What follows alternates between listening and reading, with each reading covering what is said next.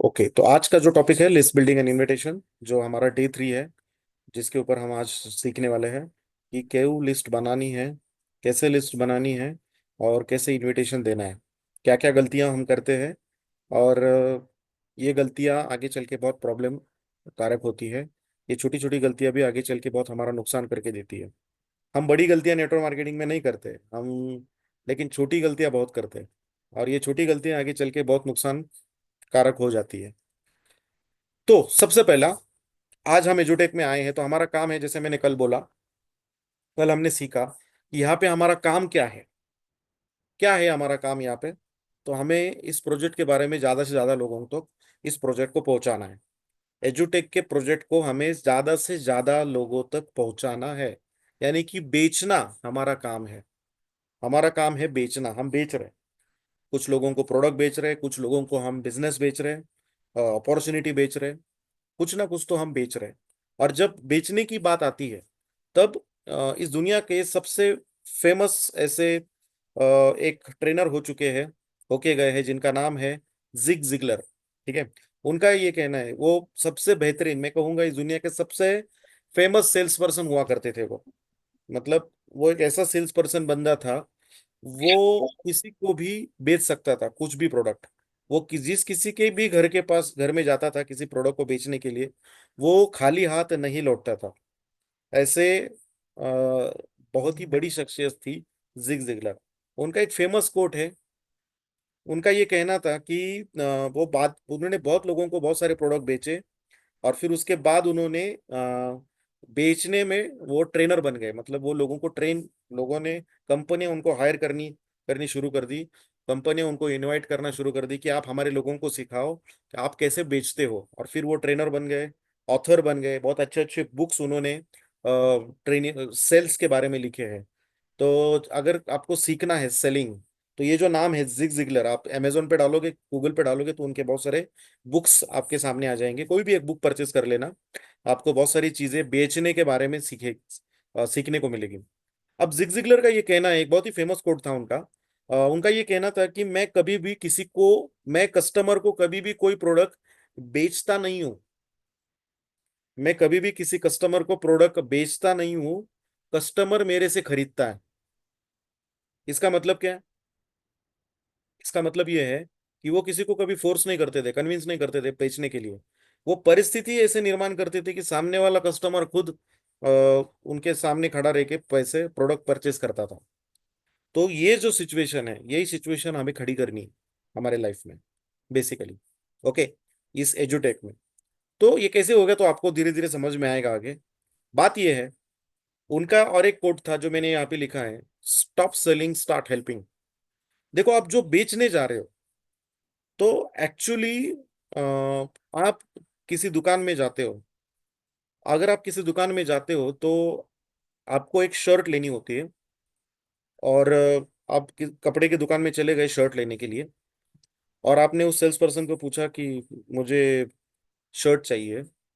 कभी ऐसा होता है कि वो, आपने उन्हें शर्ट डिमांड की और वो आपको पैंट दिखाना लगा, या आपको कोई दूसरा टी शर्ट दिखाने लगा, या कोई स्वेटर दिखाने लगा, जैकेट दिखाने लगा? नहीं, आपको जो चाहिए वही वो दिखाता है। अभी उसी तरीके से बेसिकली, और एक दूसरा एग्जांपल मैं आपको देता हूँ। यहाँ पे हम क्या बने हैं, यानी कि मतलब क्या है, कस्टमर को जो चाहिए वो अगर हम देंगे तो कस्टमर अपने आप परचेस कर लेगा, ये मेरा कहना है। हमारा प्रॉब्लम क्या है कि हम ये भूल जाते हैं कि कस्टमर को क्या चाहिए। हम बस ये देख रहे हैं कि हम, मेरे पास क्या है और मुझे हर किसी को वो बेचना है। ऐसा नहीं है। तो कस्टमर को क्या चाहिए पहले हम अगर जानते हैं, और फिर उसके ऊपर अगर हम एजुटेक का कोई सॉल्यूशन प्रोडक्ट देके जाते हैं, तो 101% उसके प्रॉब्लम का सॉल्यूशन अगर हम लेके जाएंगे तो 101% वो परचेस करेगा। इसको बोलते हैं हेल्प करना। तो जिग जिगलर का ये कहना है कि आप कस्टमर का प्रॉब्लम ढूंढो और उसका सॉल्यूशन अपने प्रोडक्ट के माध्यम से दे दो, ऑटोमेटिकली वो प्रोडक्ट परचेस कर लेगा। यानी कि हर कस्टमर के पास कुछ ना कुछ तो प्रॉब्लम होता है। आप बस उसका प्रॉब्लम ढूंढो, उस प्रॉब्लम का समाधान आप अपने प्रोडक्ट से जोड़ दो।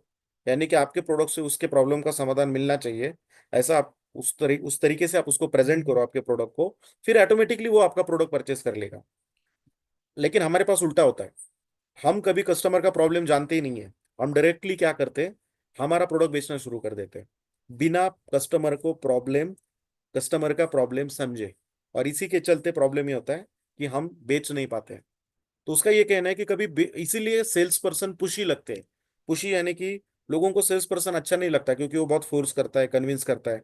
और फिर हमें भी ऐसा एक जहन में आ गया है कि हमें भी ये कन्विंस करना पड़ेगा, बहुत फोर्स करना पड़ेगा। किसी को फोर्स करने की जरूरत नहीं, किसी को कन्विंस करने की जरूरत नहीं। You just need to identify the problem of customer. आपको कस्टमर का प्रॉब्लम जानना है, और फिर उस कस्टमर के प्रॉब्लम को आपको क्या करना है, आपके एजुटेक के माध्यम से सोल्यूशन देना है। ठीक है, मैं बताऊंगा आपको आगे। तो सिंपल है, आपको बेचना नहीं है, आपको लोगों की मदद करनी है। ये दिमाग में रखो कि मैं अगर किसी के घर में जा रहा हूं तो मैं किसी को बेच नहीं रहा हूं, मैं उसको मदद कर रहा हूं, उसके प्रॉब्लम का सोल्यूशन दे रहा हूं। ये अगर आप माइंडसेट लेके जब आप किसी के घर में जाओगे, तो ऑटोमेटिकली सामने आप सामने वाले के प्रॉब्लम से कनेक्ट होने का प्रयास करोगे। और जब उसको कस्टमर को ये पता चल जाएगा कि अरे मेरा ये जो बंदा मेरे सामने बैठा है, वो मेरे प्रॉब्लम को समझ रहा है और उसका सोल्यूशन देने के लिए आया है, तो ऑटोमेटिकली वो आपके प्रेजेंटेशन में इंटरेस्ट तैयार कर देगा, पैदा हो जाएगा उसका। लेकिन उसका प्रॉब्लम अलग है, हम बात कुछ अलग कर रहे हैं, बेच कुछ अलग रहे हैं, तो फिर ऑटोमेटिकली वो सेल नहीं होता है। ठीक है, तो यहाँ पे बात ये कर रखना। तो देखो कौन सेल नहीं कर रहा है यहाँ पे, सब लोग सेल कर रहे हैं। Everybody is selling. इस दुनिया में ऐसा कोई इंसान नहीं है जो बेचता नहीं है, बस सबका प्रोडक्ट अलग अलग होता है। हर कोई इंसान बेच रहा है, मैं ये बोल रहा हूँ, बस सबका प्रोडक्ट अलग अलग होता है। जैसे कि फॉर एग्जाम्पल कोई बच्चा, boy is proposing any girl, अगर कोई लड़का किसी लड़की को प्रपोज कर रहा है, तो इनडायरेक्टली वो क्या बोल रहा है कि बाकी लड़कों से मैं, अगर कोई लड़का किसी को शादी के लिए प्रपोज कर रहा है किसी लड़की को, तो इनडायरेक्टली वो क्या बेच रहा है, वो खुद को बेच रहा है कि बाकी बच्चों से, बाकी लड़कों से मैं कितना अलग हूँ, मैं क्या डिफरेंट हूँ, मैं किस तरीके से तुझे खुश रख सकता हूँ। ये क्वालिटीज वो बेच रहा है, यानी कि वो भी एक सेल्समैन ही है। जब कोई कैंडिडेट इंटरव्यू देने को जा रहा है, इंटरव्यू दे रहा है कोई कैंडिडेट इंटरव्यू दे रहा है, तो उस एचआर के सामने बाहर ऑफिस में लगभग 30 बच्चे बैठे हैं, और 30 लड़कों में से किसी एक को चुनना है। तो और वो एक लड़का आप हो फॉर एग्जांपल, और अगर आप वहां जाके एचआर के सामने इंटरव्यू दे रहे हो, तो इनडायरेक्टली आप भी सेल कर रहे हो, आप खुद को बेच रहे हो, आप खुद के क्वालिटीज बेच रहे हो। आप उसको एचआर को बता रहे हो कि मेरे जो क्वालिटीज है, मेरे अंदर की जो क्वालिटीज है, वो बाकी बच्चों से बहुत बेहतर है, और इसीलिए आप मुझे ये जॉब दे दो। You are selling yourself, you are selling your qualities. अगर कोई पॉलिटिशियन स्पीच दे रहा है वोट के लिए, देखें कोई पॉलिटिशियन है जो स्पीच दे रहा है वोट के लिए, तो वो भी क्या बेच रहा है, वो खुद को बेच रहा है, वो उसके पार्टी का एजेंडा बेच रहा है।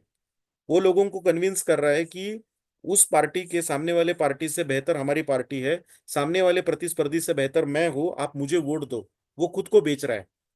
ओके। अगर कोई लॉयर किसी क्लाइंट में केस आर्ग्यू कर रहा है जज के सामने, जज के सामने कोई लॉयर अपने क्लाइंट का आर्ग्यू कर रहा है, तो वो क्या कर रहा है, वो अपने कंसेप्ट्स को, अपने लॉयर, मेरा जो क्लाइंट है वो कितना निर्दोष है, वो बताने का प्रयास कर रहा है। वो बताने का प्रयास कर रहा है, यानी कि वो सेल ही कर रहा है। ठीक है। अगर आपका छोटा बच्चा आपको कोई खिलौना मांग रहा है, तो वो भी क्या कर रहा है, वो भी बेच ही रहा है। वो उसकी जिद, उसका जो डिमांड है, उसे वो कुछ भी ना कुछ भी करके वो कन्विंस कर रहा है। अगर वो कन्विंस कर रहा है कि मुझे वो टॉय चाहिए, क्यों चाहिए, क्यों चाहिए, क्यों चाहिए, तो ऑटोमेटिकली वो बेच ही रहा है। तो चाहे फिर वो मोदी जी हो या फिर स्टीव जॉब्स हो, इस दुनिया में सबसे बड़े बड़े सेल्समैन ये पॉलिटिशियन होते हैं। आप मनमोहन सिंह को देखो और नरेंद्र मोदी जी को देखो, क्वालिफिकेशन वाइज अगर हम बात करेंगे तो मनमोहन सिंह का क्वालिफिकेशन बहुत अच्छा है, लेकिन स्पीच के बारे में बात करेंगे तो मोदी जी बहुत आगे हैं। और ये Modi ji is the greatest salesman. वो उनको वो जनता को जो चाहिए, वो उनकी स्पीच से वो डिलीवर करते हैं। चाहे वो बाद में पूरा करे ना करे, वो बाद में की बात है, लेकिन वो बराबर जानते हैं कि जनता को क्या चाहिए, और फिर उसी भाषा को वो अपने मुंह से बोलते हैं जो जनता को चाहिए, और इसीलिए वो जनता उनको वोट देती है। सिंपल। उसी तरीके से हमें मालूम होना चाहिए कि कस्टमर को क्या चाहिए, और जो कस्टमर को चाहिए वही अगर हम उनको बोलेंगे तो कस्टमर हमसे प्रोडक्ट लेगा। तो जब बेचने की बात आती है तो बेचने सेल्स के बारे में बहुत सारी गलत धारणाएं हैं। सबसे पहला कि मैं सेल्स में अच्छा नहीं हूं, मैंने कभी किसी को कुछ बेचा नहीं है। जैसे मैंने पहले कहा, अपने जिंदगी में कभी ना कोई तो आइडिया किसी को बेची है, किसी ना किसी को तो कहा ना कहा, कौन से ना कौन से पॉइंट पे तो कन्विंस किया है, यानी तो आपने सेल्स किया है। प्रोडक्ट नहीं बेचा लेकिन आइडिया बेची है, आपके विचार बेचे हैं, तो आपने सेल्स किया है। लेकिन फिर भी आप बोल रहे हो कि मैं सेल्स में अच्छा नहीं हूं, तो मुझे बताइए, इस दुनिया में कौन सा आदमी अपनी माँ के कोख से कोई भी फील्ड में मास्टर होके नहीं आता? सचिन तेंदुलकर जब पैदा हुआ था तो वो क्या बैट लेके पैदा नहीं हुआ था? वो भी एक आम इंसान ही था, लेकिन वो बाद में जब इस दुनिया में आया, उसके बाद में उसने वो स्किल सिलेक्ट किया, सॉरी वो फील्ड सिलेक्ट किया क्रिकेट, और उसमें उसने प्रैक्टिस की, और फिर उसके बाद वो क्रिकेट का मास्टर बन गया। लता मंगेशकर जब वो पैदा हुई थी, वो क्या कोई माँ के कोख से गाते हुए पैदा नहीं हुई थी। लता मंगेशकर जब पैदा हुई, उसके बाद उन्होंने बहुत बड़ा रियाज किया, कई सालों तक रियाज किया, और फिर उनका वो आवाज उस तरीके से हुआ, और फिर वो एक अच्छा सिंगर बन गई। तो इस दुनिया में कोई भी इंसान कोई भी प्रोफेशन में मास्टर पैदा होते ही बन के नहीं आता है। उस प्रोफेशन में वो सीखता है, और फिर उस प्रोफेशन में मास्टर बन जाता है। अगर आप आपको अभी आज मैं आपको बोलो कि आप रसोई घर में जाओ और अपने वाइफ को बोलो कि आप तू साइड में रहे, मैं आज खाना बनाऊंगा, तो आपको पहले दिन खाना बनाने को नहीं आएगा। पहले दिन आपको खाना बनाने को नहीं आएगा, शायद आपकी जो रोटी है वो शायद ही गोल आएगी, नहीं तो एक अलग देश का कुछ नकाशा बन जाएगा, आपकी रोटी का नक्शा बन जाएगा। लेकिन अगर इसी पॉइंट को आप हर दिन करोगे, अगर आप 10 दिन 15 दिन 1 महीना 2 महीना अगर हर दिन आप रसोई घर में जाके खाना बनाओगे, तो एक दिन आप बहुत अच्छा खाना बनाओगे। क्योंकि आप एक स्किल को सीखते, जब कोई भी स्किल को आप रिपीटेडली करते रहते हो तो ऑटोमेटिकली उसमें आप मास्टर हो जाते हो। उसी तरीके से अगर आपको आज सेल्स नहीं आ रहा है, अगर आपको आज बेचने को नहीं आ रहा है, इसका मतलब ये नहीं है कि आपको आगे भी नहीं आएगा। अगर आप सीखोगे तो आप इसमें आप मास्टर बन जाओगे। ठीक है। दूसरा, मैं किसी को कन्विंस नहीं कर सकता। यहाँ पे किसी को कुछ भी कन्विंस करने का नहीं है, मैंने पहले ही कहा। कन्विंस तब किया जाता है जब सामने वाले को हमारे विचार लादने होते हैं, तब हम उसे कन्विंस करते हैं। लेकिन यहाँ पे हमें हमारे विचार उसको लादले नहीं है, हमें उसके प्रॉब्लम का सॉल्यूशन हमें हमारे एजुटेक के माध्यम से लेके जाना है। अगर उसके पता, अगर उसे अच्छा लगे तो वो ले लेगा, अगर उसे अच्छा नहीं लगता है तो वो छोड़ देगा। तो किसी को कन्विंस करना नहीं है। कन्विंस करना यानी कि मेरे विचार उसको अच्छा लगे ना लगे, मेरे विचार उसके दिमाग में लादने का, उसको बोलते कन्विंस। लेकिन हमें वो कन्विंस करना ही नहीं है, हमें बस उसके प्रॉब्लम का सोल्यूशन हमारे एजोटेक के माध्यम से देना है, हमें उसकी मदद करनी है। बस सिंपल सी बात है। तो कन्विंस करना नहीं है। लोग बहुत नेगेटिव है, बहुत जगह पे बोलते हैं लोग बहुत नेगेटिव है, ये एक मिसकंसेप्शन है। देखो, हर जगह पे, हर किसी मोड पे, हर कोई पॉइंट पे आपको दोनों प्रकार के लोग मिलेंगे मार्केट में, पॉजिटिव भी मिलेंगे, निगेटिव भी मिलेंगे। ठीक है। भगवान को अच्छा बोलने वाले लोग भी है और भगवान को गाली देने वाले भी लोग हैं। आस्तिक भी लोग हैं, नास्तिक भी लोग हैं। इसका मतलब ये नहीं है कि भगवान नहीं है। बात समझ में आ रही मैं क्या बोल रहा हूं? तो हर किसी पॉइंट पे जरूरी नहीं है कि सबकी राय बने ही बने। जरूरी नहीं है की हर किसी पॉइंट पे सबकी राय सगळ्यांचं एकमत व्हावं, असं कधीच होऊ शकत नाही। मेरा ये कहना है। तो लोग आपको पॉजिटिव भी मिलेंगे, निगेटिव भी मिलेंगे मार्केट में जाके। हमारा काम है ज्यादा से ज्यादा लोगों को बताना। ठीक है। तो हमें, अगर हम उसके प्रॉब्लम का समाधान लेके अगर उसके पास चले जाएंगे, तो ऑटोमेटिकली वो उसकी सुनने की क्षमता बढ़ेगी। लोग निगेटिव ज्यादा तब मिलेंगे कि जब आपको उसका कुछ प्रॉब्लम पता नहीं है और आप डायरेक्टली अपना बिना प्रॉब्लम जाने समझे आप अपना खुद का एजेंडा चला रहे हो, तो फिर वो निगेटिव ही बात करेगा। सबसे पहला काम है हमारे उसका प्रॉब्लम जानना है। मुझे बेचने की तरकीबें पता नहीं है, कोई तरकीबें नहीं है, बेचने का कोई तरकीबें नहीं होती है, कुछ नहीं होता है। बस आपको यही धारणा से कि उसके घर में जाना है कि उसके प्रॉब्लम का समाधान मुझे उसको देना है, बस। कोई तरकीब नहीं है यहाँ पे, कोई ऐसा सीक्रेट नहीं है, कोई शॉर्टकट मेथड नहीं है, कि ऐसा कोई जादू का टोना नहीं है कि ऐसी कांडी घुमा दी और एक निगेटिव कस्टमर पॉजिटिव कस्टमर बन गया। ऐसा कुछ नहीं है, ये आपके दिमाग की एक ही है। मुझे बेचना अच्छा नहीं लगता, मुझे घर घर जाना अच्छा नहीं लगता, मुझे बेचना अच्छा नहीं लगता, मुझे लोगों को कॉल करना अच्छा नहीं लगता, ये सबसे बोरिंग काम है और ये मैं कभी नहीं करूंगा। क्या मुझे एक सवाल, और इस सवाल इस पॉइंट का मैं आपको बात बताना चाहूंगा, पूछना चाहता हूँ, क्या आपकी जिंदगी में आप सिर्फ वही काम करते हो जो आपको अच्छा लगता है? कमेंट बॉक्स में डालिएगा। क्या आप जिंदगी में आज सिर्फ वही काम करते हो जो आपको अच्छा लगता है? क्या आप जिंदगी में सिर्फ वही काम करते हो जो अच्छा लगता है? यस और नो, वाई और नो। क्या आप जिंदगी में, कमेंट बॉक्स में आप डाल सकते हो, क्या आप जिंदगी में सिर्फ वही काम करते हो जो आपको अच्छा लगता है? यस और नो। हम हमारे जिंदगी में बहुत सारे काम जो हमें अच्छा नहीं लगता, सही बात है। यस वृशाली मैडम, बराबर बोला आपने, no. Yes Jagtap sir, yes Solapure sir, yes Nandini madam. हम जिस घर में रह रहे, शायद हमें उस घर में रहने को अच्छा नहीं लगता, हमें बड़ा घर चाहिए, लेकिन फिर भी हम रह रहे। हम जिस जॉब में काम कर रहे हैं उस जॉब में हमें अच्छा नहीं लगता। देखो अभी बाहर बारिश चल रही है, कल सुबह भी शायद बारिश होगी। आपको सुबह सुबह बारिश में भीग के जॉब में जाने को अच्छा नहीं लगता, लेकिन फिर भी आप जा रहे हो। आप जिस मोड़ से जा रहे हो, आपको शायद टू व्हीलर पे, बस में आप जा रहे हो, आपको फोर व्हीलर में जाना चाहिए, आपको फोर व्हीलर चाहिए आपको, लेकिन फिर भी आप टू व्हीलर में जा रहे हो। आपको जाने में अच्छा नहीं लगता, फिर भी आप जा रहे हो।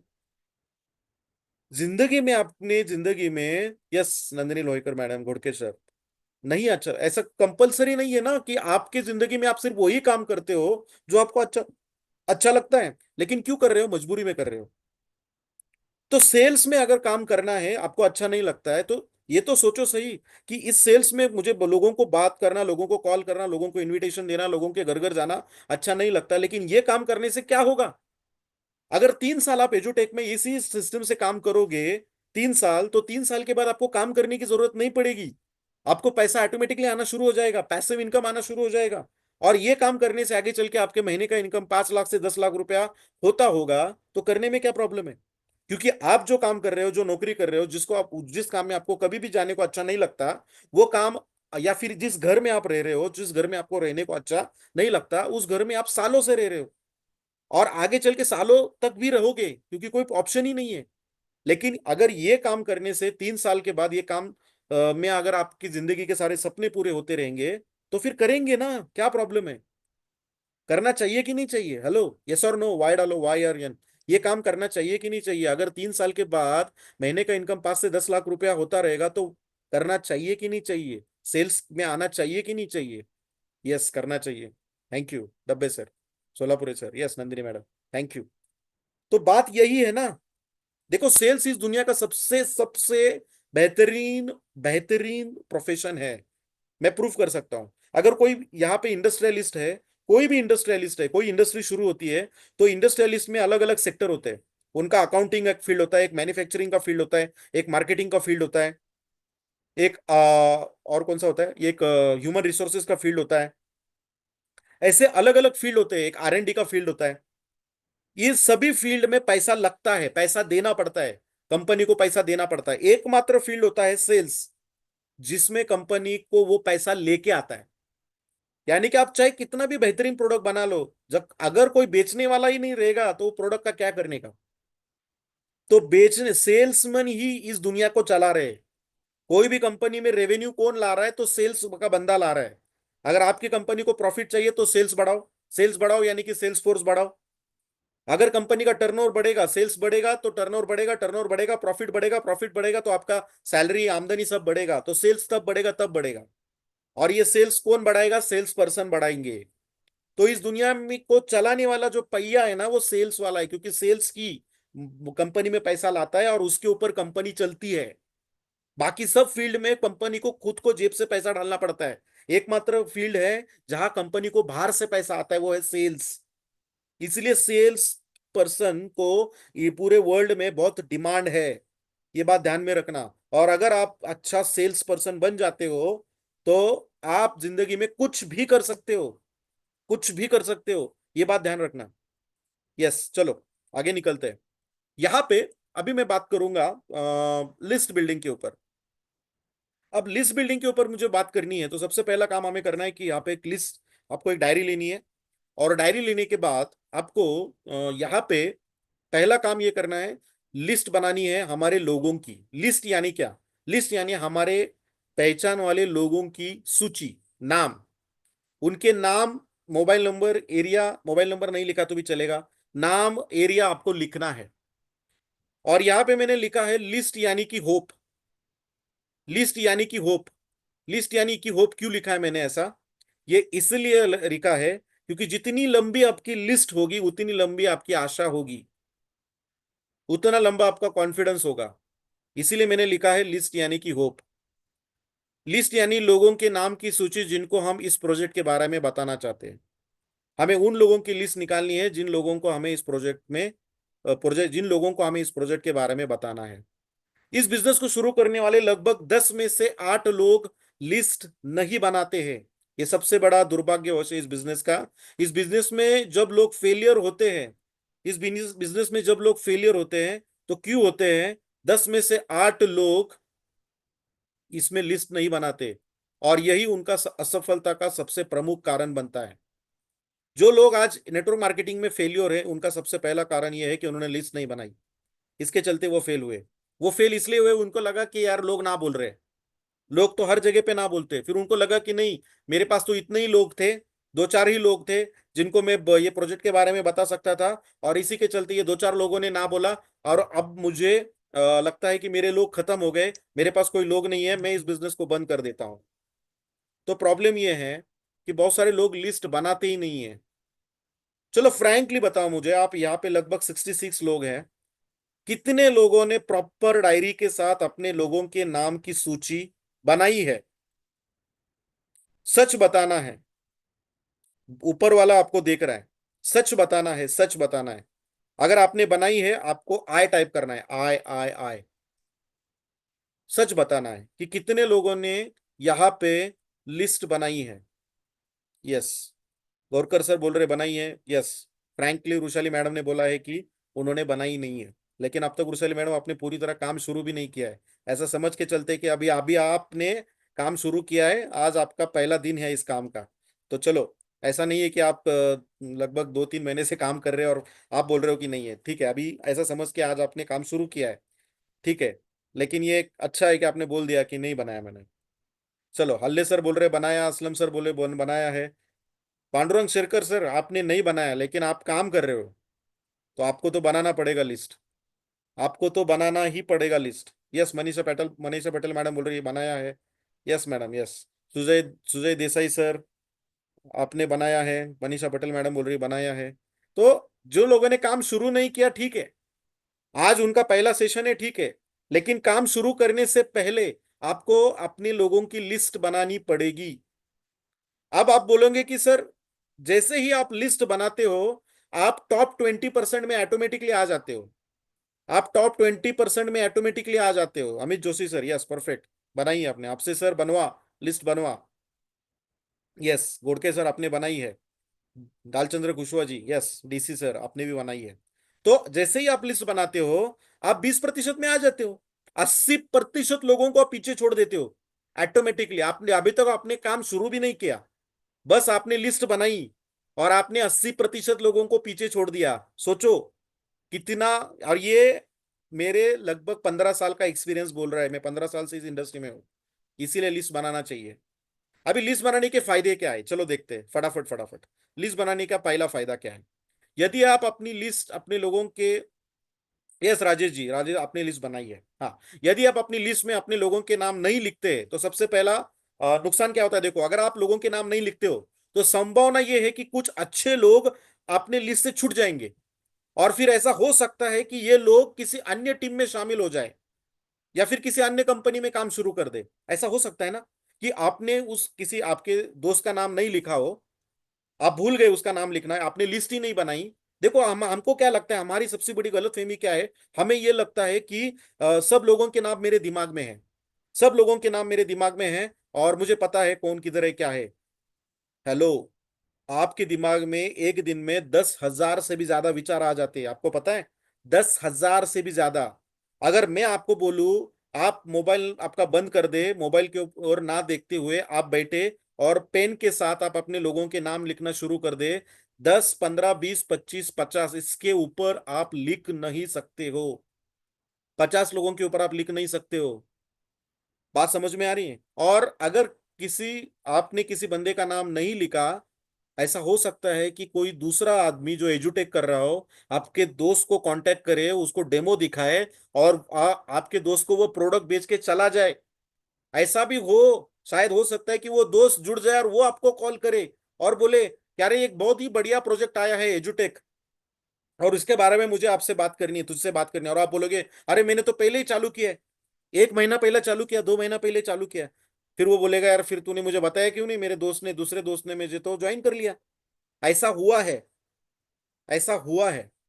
ये इसलिए हुआ है क्योंकि हम पूरी तरह लिस्ट नहीं निकालते, और फिर हमारे लिस्ट में से लोग दूसरे जगह पे ज्वाइन हो जाते हैं। ये होगा, याद रखना। यदि आपके पास एक लंबी लिस्ट है, दूसरा फायदा, यदि अगर आपके पास लंबी लिस्ट है तो आपके ऊपर लोगों की नकारात्मक प्रतिक्रियाओं का कोई असर नहीं होता। अगर आप छोटी लिस्ट निकालते हो, 10, कुछ कुछ लोग बोलते हैं सर मेरे पास ये 10 लोग हैं, इन 10 लोगों का ही नाम मैं लिखूंगा, मुझे लगता है ये 10 लोग ही प्रोडक्ट परचेस करेंगे, इसके से ज्यादा मेरे पास लोग नहीं है, तो सिर्फ 10 लोगों के नाम वो लिख लेता है। और जैसे ही 10 लोग में से कुछ लोग ना बोलते या फिर 10 के 10 ना बोल दे, ऐसा भी हो सकता है, 10 के 10 लोग ना बोल देते तो उसको लगता है मेरे लोग खत्म हो गए। या फिर 10 में से जैसे एक एक ना बोलना शुरू कर देता है, उसका डर पैदा शुरू हो जाता है, उसको डर लगना शुरू हो जाता है, अरे मेरे तो लोग खत्म हो रहे, खत्म हो रहे, क्योंकि लिस्ट छोटी है। लेकिन अगर आपकी लिस्ट 400, 500, 1000 लोगों की होगी, 1000, 2000, 3000, 5000 लोगों की अगर आपकी लिस्ट होगी, तो एक आध बंदा अगर आपको ना बोले, 10 लोग ना बोले, 20 लोग ना बोले, आपको डर नहीं लगेगा। क्यों नहीं डर लगेगा? क्योंकि इतनी लंबी लिस्ट है, आपके निगेटिव इमोशंस आएंगे नहीं। लिस्ट इस बिजनेस का कच्चा माल है। इस बिजनेस का जो कच्चा माल है वो लिस्ट है, रॉ मटेरियल बोलते हैं इसे। किसी भी बिजनेस का एक रॉ मटेरियल होता है, ठीक है। जैसे कि अगर 1000 शर्ट बनाने हैं, 1000 टी शर्ट बनाने हैं, मैं पहले 100 शर्ट बनाता था दिन का, अभी मुझे दिन का 1000 टी शर्ट बनाने हैं, तो मुझे क्या बढ़ाना पड़ेगा? सबसे पहले मुझे रॉ मटेरियल बढ़ाना पड़ेगा। अगर मुझे आउटपुट बढ़ाना है तो मुझे इनपुट बढ़ाना पड़ेगा। अगर मुझे आउटपुट बढ़ाना है तो मुझे इनपुट बढ़ाना पड़ेगा। इसी तरीके से अगर मुझे बड़ी टीम खड़ी करनी है तो मुझे पहले बड़ी लोगों की लंबी लिस्ट बनानी पड़ेगी। 8, 10, 15, 20, 25 लोगों से नहीं होगा, लंबी सी लंबी लिस्ट बनानी पड़ेगी आपको। एक बात याद रखना, लोग इस व्यवसाय को दूसरों की नकारात्मक प्रतिक्रियाओं की वजह से नहीं छोड़ते, बल्कि इसलिए छोड़ते हैं क्योंकि उनकी लिस्ट छोटी होती है। जितने भी लोगों को, अगर मैं देखता हूं जो लोग इस बिजनेस को छोड़ देते हैं, तो ज्यादातर मेन कारण यही होता है कि उनकी लिस्ट छोटी होती है। वो बोलते हैं नहीं सर मेरे लिए लोगों को मैंने बोला, 8, 10 लोगों को बोला, और वो लोग ना बोले, उनमें से 1, 2 लोगों ने प्रोडक्ट लिया, बाकी के लोग ना बोले, और फिर मुझे लगा कि मेरे लोग खत्म हो गए, और फिर मैंने इस बिजनेस को छोड़ दिया। लोग तब हार मानते जब उनको लगता है कि यार मेरे पास इतने ही लोग थे और सब के सब लोग ना बोल रहे, या ज्यादातर लोगों को मैंने बोल दिया, उनमें से जो बिजनेस आना चाहिए था वो आ गया, अभी नए बिजनेस के लिए मेरे पास तो लोग ही नहीं बचे, और इसी के चलते मैं बिजनेस बंद कर देता हूँ। ये होता है। तो ये ध्यान में रखना कि लोगों इस व्यवसाय को इसलिए नहीं छोड़ते कि लोग ना बोल रहे। लोग इस बिजनेस को इसीलिए ना नहीं छोड़ते कि लोग ना बोल रहे। लोग इसलिए छोड़ते हैं क्योंकि उनकी लिस्ट छोटी है। अगर लिस्ट बड़ी रहेगी तो चाहे कितने लोग ना बोलो, मुझे तो देखो आज भी कितने भी लोग ना बोलेंगे ना, कितने भी लोग, अगर मुझे 1,000 नहीं, 2,000 नहीं, 10,000 लोग भी ना बोलेंगे तो भी मैं नहीं छोड़ूंगा। क्यों? क्योंकि मेरी लिस्ट ही लंबी है। आप बोलेंगे 10,000, 10,000 नहीं, मेरी 1 करोड़ की लिस्ट है। आप बोलेंगे 1 करोड़, हाँ आगे बताऊंगा मैं आपको, आगे बताऊंगा मैं आपको। किसने कहा कि आपको सिर्फ आपके जान पहचान वाले लोगों को ही बिजनेस दिखाना है? किसने कहा आपको? यहाँ पे आप, ऐसा कोई लिखा है कि नेटवर्क मार्केटिंग में सिर्फ आप अपने जान पहचान वाले लोगों को ही ब्रांड दिखा सकते हो? आपके ना पहचान वाले लोग भी बहुत है। या आपके ना पहचानने वाले, बिना पहचानने वाले स्ट्रेंजर लोग भी मार्केट में सबसे ज्यादा है। 130 करोड़ लोग हैं इस दुनिया में। उनको, ऐसा किसने कहा है कि अनजान लोगों को बिजनेस नहीं दिखाया जा सकता? ये पिछले 1 साल में मैंने ज्यादातर बिजनेस मेरे अनजान लोगों के साथ ही किया है, और उनमें से कुछ लोग यहाँ पे जुड़े हुए हैं। मैंने ज्यादातर बिजनेस मेरे अनजान लोगों के साथ ही किया है, जो मुझे पहचानते नहीं थे, ना मैं उनको पहचानता था, लेकिन मैंने उनके साथ बिजनेस किया, और एक अच्छी टीम बना रहे वो। तो लोग ही लोग है मार्केट में। 1 करोड़ इस दुनिया में, देखो इंडिया में 130 करोड़ लोग हैं। 130 करोड़ लोग हमारे पास है। अभी आप मुझे बताओ, अगर आपके सामने एक तो 130 करोड़ लोग होंगे, तो एक आध दो लोग अगर आपको ना बोलेंगे, 10 लोग ना बोलेंगे, 20 लोग ना बोलेंगे, 30 लोग ना बोलेंगे, तो आप निराश हो जाओगे क्या? नहीं होंगे आप निराश, क्योंकि आपको पता है मेरे सामने लोग ही लोग हैं। लिस्ट बनाने के फायदे, आगे के फायदे देखते चलो। अगर आपकी लिस्ट लंबी रहेगी तो आपके पास अतिरिक्त पर्याय होंगे। अगर मेरे पास लिस्ट लंबी है, अगर मेरी लिस्ट लंबी है तो मेरे पास बेसिकली अतिरिक्त पर्याय है, मेरे पास ऑप्शन है कि मैं इसके साथ बिजनेस करूं या इसके साथ करूं या फिर इसके साथ करूं या फिर उसके साथ करूं। अगर मेरी लिस्ट छोटी रहेंगी तो मुझे फोर्सफुली इन्हीं लोगों के साथ बिजनेस करना पड़ेगा। लेकिन अगर मेरे पास लिस्ट लंबी है तो मेरे पास ऑप्शन है, मैं डिसाइड करूंगा। सामने वाला नहीं डिसाइड करेगा कि बिजनेस करना है कि नहीं करना है मेरे साथ। पहले मैं डिसाइड करूंगा कि मैं तेरे पास आऊं कि नहीं आऊं, तू इलिजिबल है कि नहीं मेरे बिजनेस के लिए, ये मैं डिसाइड करूंगा। और ये जो पावर है, ये पावर मेरे पास तब आती है जब मेरे पास लिस्ट लंबी होती है, मेरे पास ऑप्शंस होते हैं। जब मेरे पास ऑप्शंस होते हैं तब मैं डिसाइड करता हूं, वो पावर मेरे पास आती है, वो हक मेरे पास आता है कि तू जुड़ेगा या नहीं जुड़ेगा ये बाद में की बात है, पहले मैं आऊंगा कि नहीं आऊंगा तेरे पास, ये मुझे सोचना पड़ेगा। क्या तू सचमुच एलिजिबल है इस बिजनेस के लिए, तू सचमुच सही बंदा है, क्या तू एलिजिबल है, ये मुझे सोचना पड़ेगा। अगर तू सही रहेगा तो ही मैं आऊंगा। फिर तुझे करना है कि करना है बाद में की बात है, पहले मैं सोचूंगा। ये तब होगा जब आपकी लिस्ट लंबी होगी।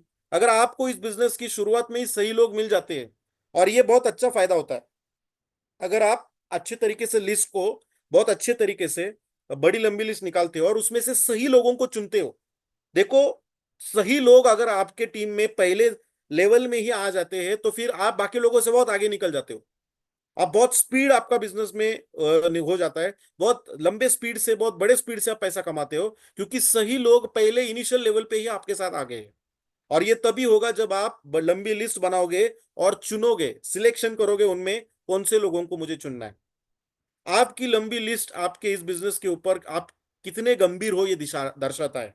जितनी लंबी आपकी लिस्ट है इससे यह दर्शाता है कि आप कितने सीरियस हो। थोड़ी हिंदी ऊपर नीचे हुई है, ये मैंने डायरेक्ट गूगल ट्रांसलेट किया है, तो थोड़ा सा आपको ये ज्यादा टेक्निकल लग रहा होगा। लेकिन मेरी हिंदी इतनी भी खास नहीं है कि मैं उसको एग्जैक्ट आपको समझ में ऐसे में डालूं। मैंने बस इसको इंग्लिश में गूगल में डाल दिया, और फिर वो गूगल ने जो आया है वो मैंने यहाँ पे रख दिया है। तो आपकी लंबी लिस्ट आपके इस बिजनेस के ऊपर आप कितने गंभीर हो ये दर्शाता है। आप कितने सीरियस हो, आप कितने सीरियस हो, ये तभी दिखता है जब आपकी लिस्ट कितनी लंबी है, तब समझ में आता है। ओके, तो थैंक यू रिया सर। तो ये बात ध्यान में रखना, क्योंकि जब लिस्ट लंबी रहेगी तो आप कस्टमर या फिर कोई बिजनेस एसोसिएट के पास बैठे हो और उसको बिजनेस प्लान बता रहे हो, तो जब उसको आप दिखाओगे, वो बोल रहा है कि सर लोग जुड़ते नहीं है, मेरे इतने लोग पहचान वाले नहीं है, ये है वो है।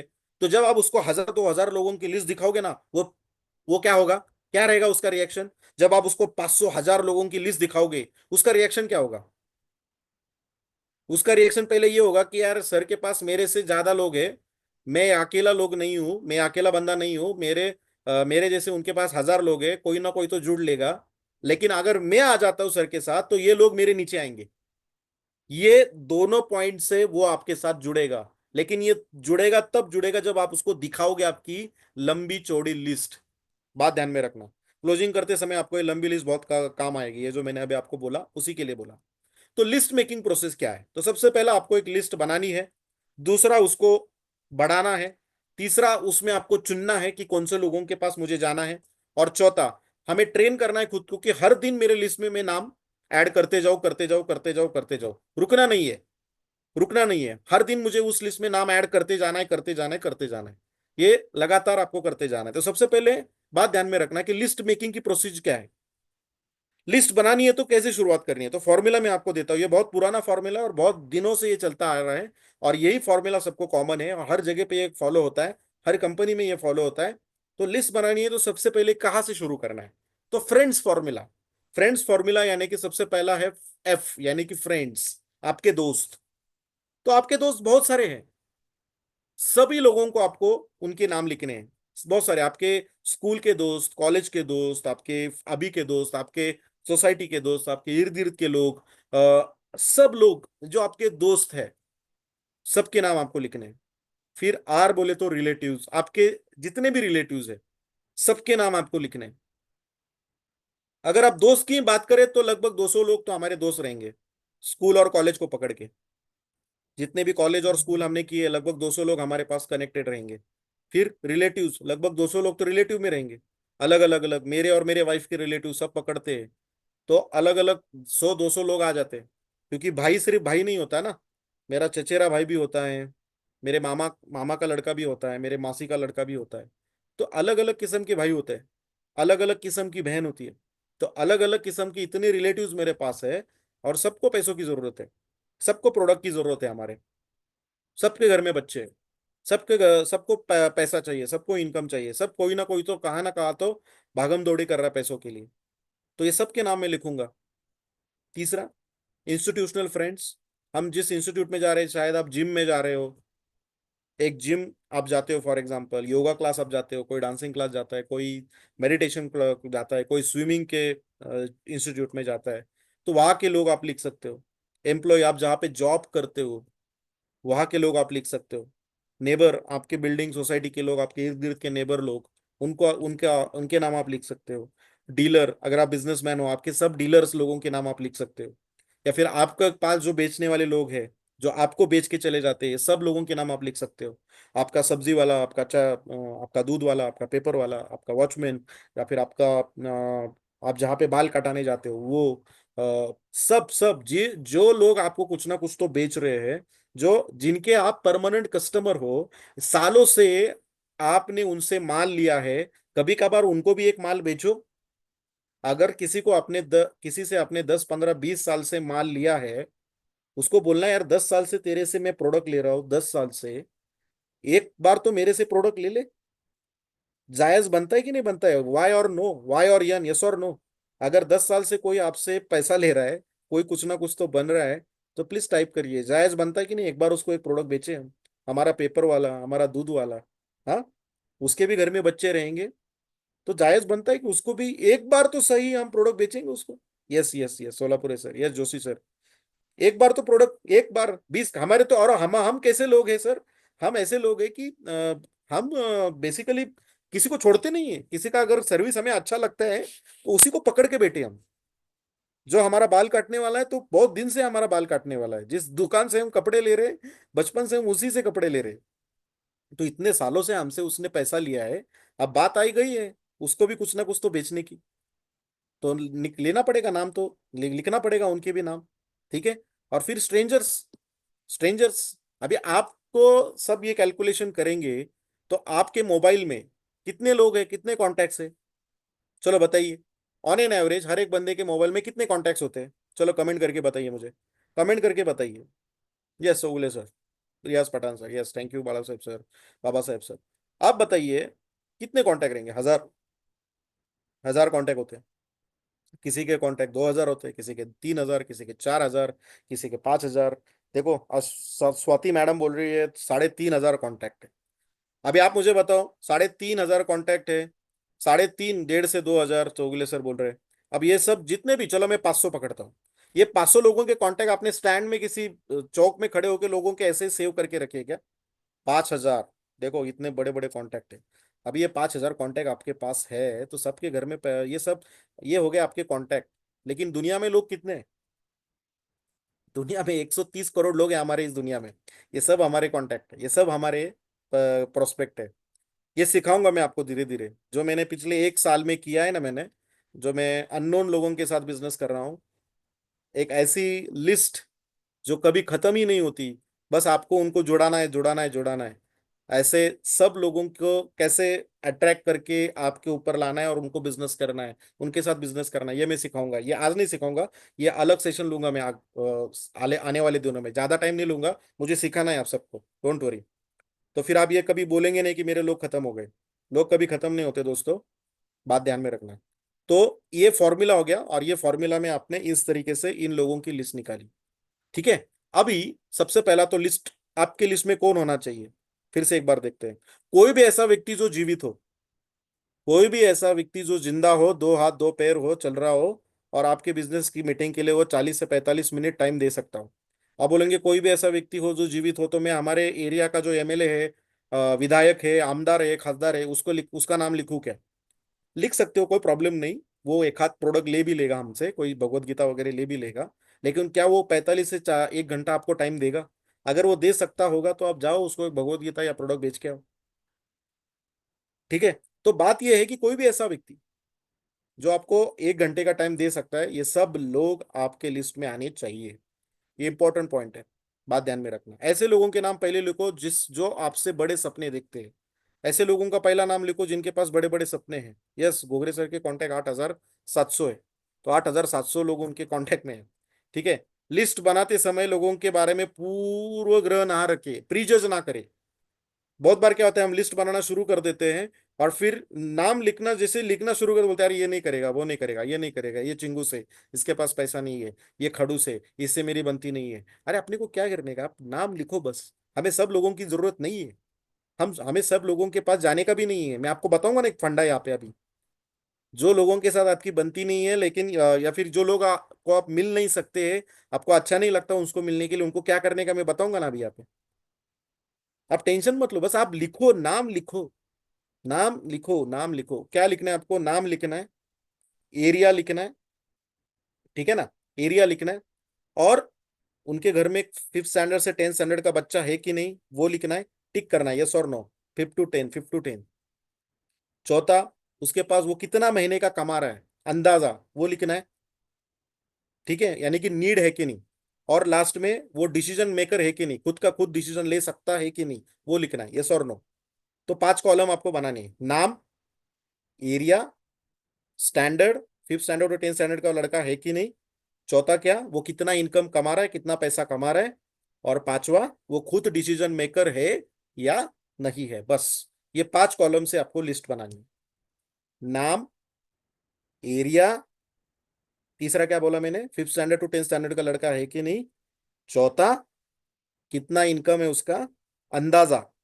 ठीक है। और लास्ट में डिसीजन मेकर, अथॉरिटी, खुद के वो निर्णय खुद ले रहा, लेगा क्या नहीं लेगा। ये कम से कम 300 से 500 लोगों की लिस्ट आपकी होनी चाहिए। तब तक आपको लिखना है। 300 से 500 लोगों की लिस्ट आपकी होनी ही चाहिए। ये आपको लिखना है। ये हो गया बिल्ड योर लिस्ट। सबसे पहला, बिल्ड योर लिस्ट। ठीक है। प्रोडक्ट लेने वालों की लिस्ट अलग होनी चाहिए, बिजनेस लेने वालों की लिस्ट अलग होनी चाहिए। अलग अलग करो। प्रोडक्ट वालों को अप्रोच अलग तरीके से करना है, बिजनेस वालों को अप्रोच अलग तरीके से करना है। तो प्रोडक्ट वालों की लिस्ट अलग होनी चाहिए, बिजनेस वालों की लिस्ट अलग होनी चाहिए। Expand your list. अभी दूसरा स्टेप है, लिस्ट को और बढ़ाना है। अभी मेरा 300 से 500 लोगों का लिस्ट बन गया था, मान के चलो 300 का बन गया था। अभी मुझे उसको 1,000 2,000 तक लेके जाना है। तो कैसे लेके जाएंगे हम, 300 का लिस्ट हमें 1,000 तक लेके जाना है, 2,000 तक लेके जाना है, क्योंकि हमें नॉन एंडिंग लिस्ट बनानी है, नॉन एंडिंग, जो कभी खत्म नहीं होगी। ओके। तो ऐसा दृष्टिकोण और विश्वास रखिए कि पूरी दुनिया आपकी टीम में हो सकती है। ऐसा पहला एटीट्यूड बना के रखिए कि कोई भी जुड़ सकता है, पूरी दुनिया मेरी टीम मेरे अंडर हो सकती है। ठीक है। जब अपनी लिस्ट में सभी लोगों को एक एक करके देखेंगे तो आपको समझ में आएगा कि उनमें से कुछ और लोग होंगे जिन्हें वो लोग जानते हैं और आप भी जानते हो, ऐसे भी लोग होंगे। जैसे मेरे लिस्ट में अभी कोई पहला नाम है अजित बोल के, मैंने उसका नाम लिख लिया अजित। तो मैं जब उसको अजित बोल के पकड़ूंगा, तो फिर मैं अजित को जब देखूंगा तो मुझे समझ में आएगा कि अजित को कौन, ऐसा कोई बंदा पहचानता का है क्या जिसे मैं भी पहचानता हूं। तो फिर आपको समझ में आएगा कि नहीं, ऐसे भी कुछ लोग हैं जिनको मैं पहचानता हूं और अजित भी पहचानता है। उनके भी नाम लिखना शुरू कर दो। तो कभी कभार क्या होता है कि एक इंसान को देखते हम दूसरे इंसान की याद आ जाती है। तो उस इंसान को आप जैसे उसको सामने लाओगे, ऑटोमेटिकली उस इंसान को देख के आप ऑटोमेटिकली बाकी लोगों के नाम आपके सामने आ जाएंगे। तो ऐसे हर एक लिस्ट में हर एक बंदे के नाम से कनेक्टेड लोग हैं जिनको आप भी थोड़ा थोड़ा पहचानते हो, उनको आप लिखना शुरू कर दो। वे लोग जो उन लोगों को जानते हैं जिन्हें हम जानते हैं, उन्हें कैसे कॉल करना है, कैसे अपॉइंटमेंट लेना है, इसकी चिंता नहीं करना है आपको।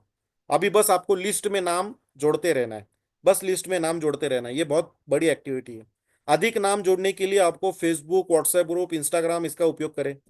फेसबुक में जाएं, इंस्टाग्राम में जाएं, व्हाट्सएप ग्रुप देखें, आपको वही से नाम निकल जाएंगे, आया निकल आएंगे, और फिर उन नामों को आप बेसिकली ऐड करना शुरू कर दीजिए। फिर उसके बाद आता है सिलेक्शन। आपको लोगों को सिलेक्ट करना है। अब अभी नाम तो आपने लिख लिया, जैसे मैंने पहले कहा कि सही लोगों को अगर आप चुनोगे तो स्पीड बढ़ेगा, और आप बाकी लोगों को क्या करोगे, ऑटोमेटिकली पीछे रख दोगे। तो सिलेक्शन बहुत इंपॉर्टेंट है। तो ये मायने नहीं रखता कि प्लान कौन दे रहा है, ये मायने नहीं रखता कि डेमोन्स्ट्रेशन कौन दे रहा है, प्लान प्रेजेंटेशन कौन दे रहा है, ये मायने नहीं रखता। मायने ये रखता है कि प्लान देख कौन रहा है, देख कौन रहा है, ये बहुत ज्यादा मायने रखता है। तो सबसे पहला फोकस हमें उन लोगों के ऊपर करना चाहिए जिसे हम कहते हैं मैन फॉर्मूला। मैन यानी कि सबसे पहला एम स्टैंड्स फॉर मनी। सबसे पहला सिलेक्शन हम उन लोगों का करेंगे जिनके पास पैसा है, जिनके पास पैसा है, पहला उनका सिलेक्शन करेंगे। दूसरा, जिनके पास अथॉरिटी है, खुद का डिसीजन खुद ले सकते हैं। नहीं तो बहुत बार क्या होता है कि कोई लेडीज यहाँ पे है, अभी बहुत सारी लेडीज हमारे बिजनेस में काम कर रही है। अभी ये लेडीज लोग क्या करते हैं, अपने फ्रेंड जो होती है लेडी फ्रेंड, उनके पास चले जाते हैं, उनके दोस्त के घर पे चली जाती है। उसकी भी शादी हो चुकी है और वो दोपहर में घर पे है। तो हमारी लेडी फ्रेंड उनके लेडी, हमारी जो लेडी बिजनेसमैन है, वो दूसरी जो वुमन, जो लेडी बिजनेस वुमन है, वो जाती है उनके लेडी फ्रेंड के घर में, और वहां पे वो उनके उसको पूरा डेमो दिखाती है। दिखाने के बाद वो बोलती बहुत अच्छा लगा, लेकिन मुझे मेरे हस्बैंड को बताना पूछना पड़ेगा। हो गया खत्म, आपका जो 1 महीने, सॉरी 1 घंटे का आपका जो मेहनत है वो पानी में चला गया। ऐसा नहीं कि लेडीज के ऊपर ही होता है, बहुत बार जेंट्स में भी होता है। मैं मेरे दोस्त के पास चला जाता हूँ, वो कभी किधर तो होटल में मिलता है, बाहर मिलता है, और फिर मैं उसको पूरा प्लान दिखाता हूँ। प्लान दिखाने के बाद मुझे समझ में आता है, वो बोलता है नहीं यार, मेरे बीवी को पूछना पड़ेगा। क्यों?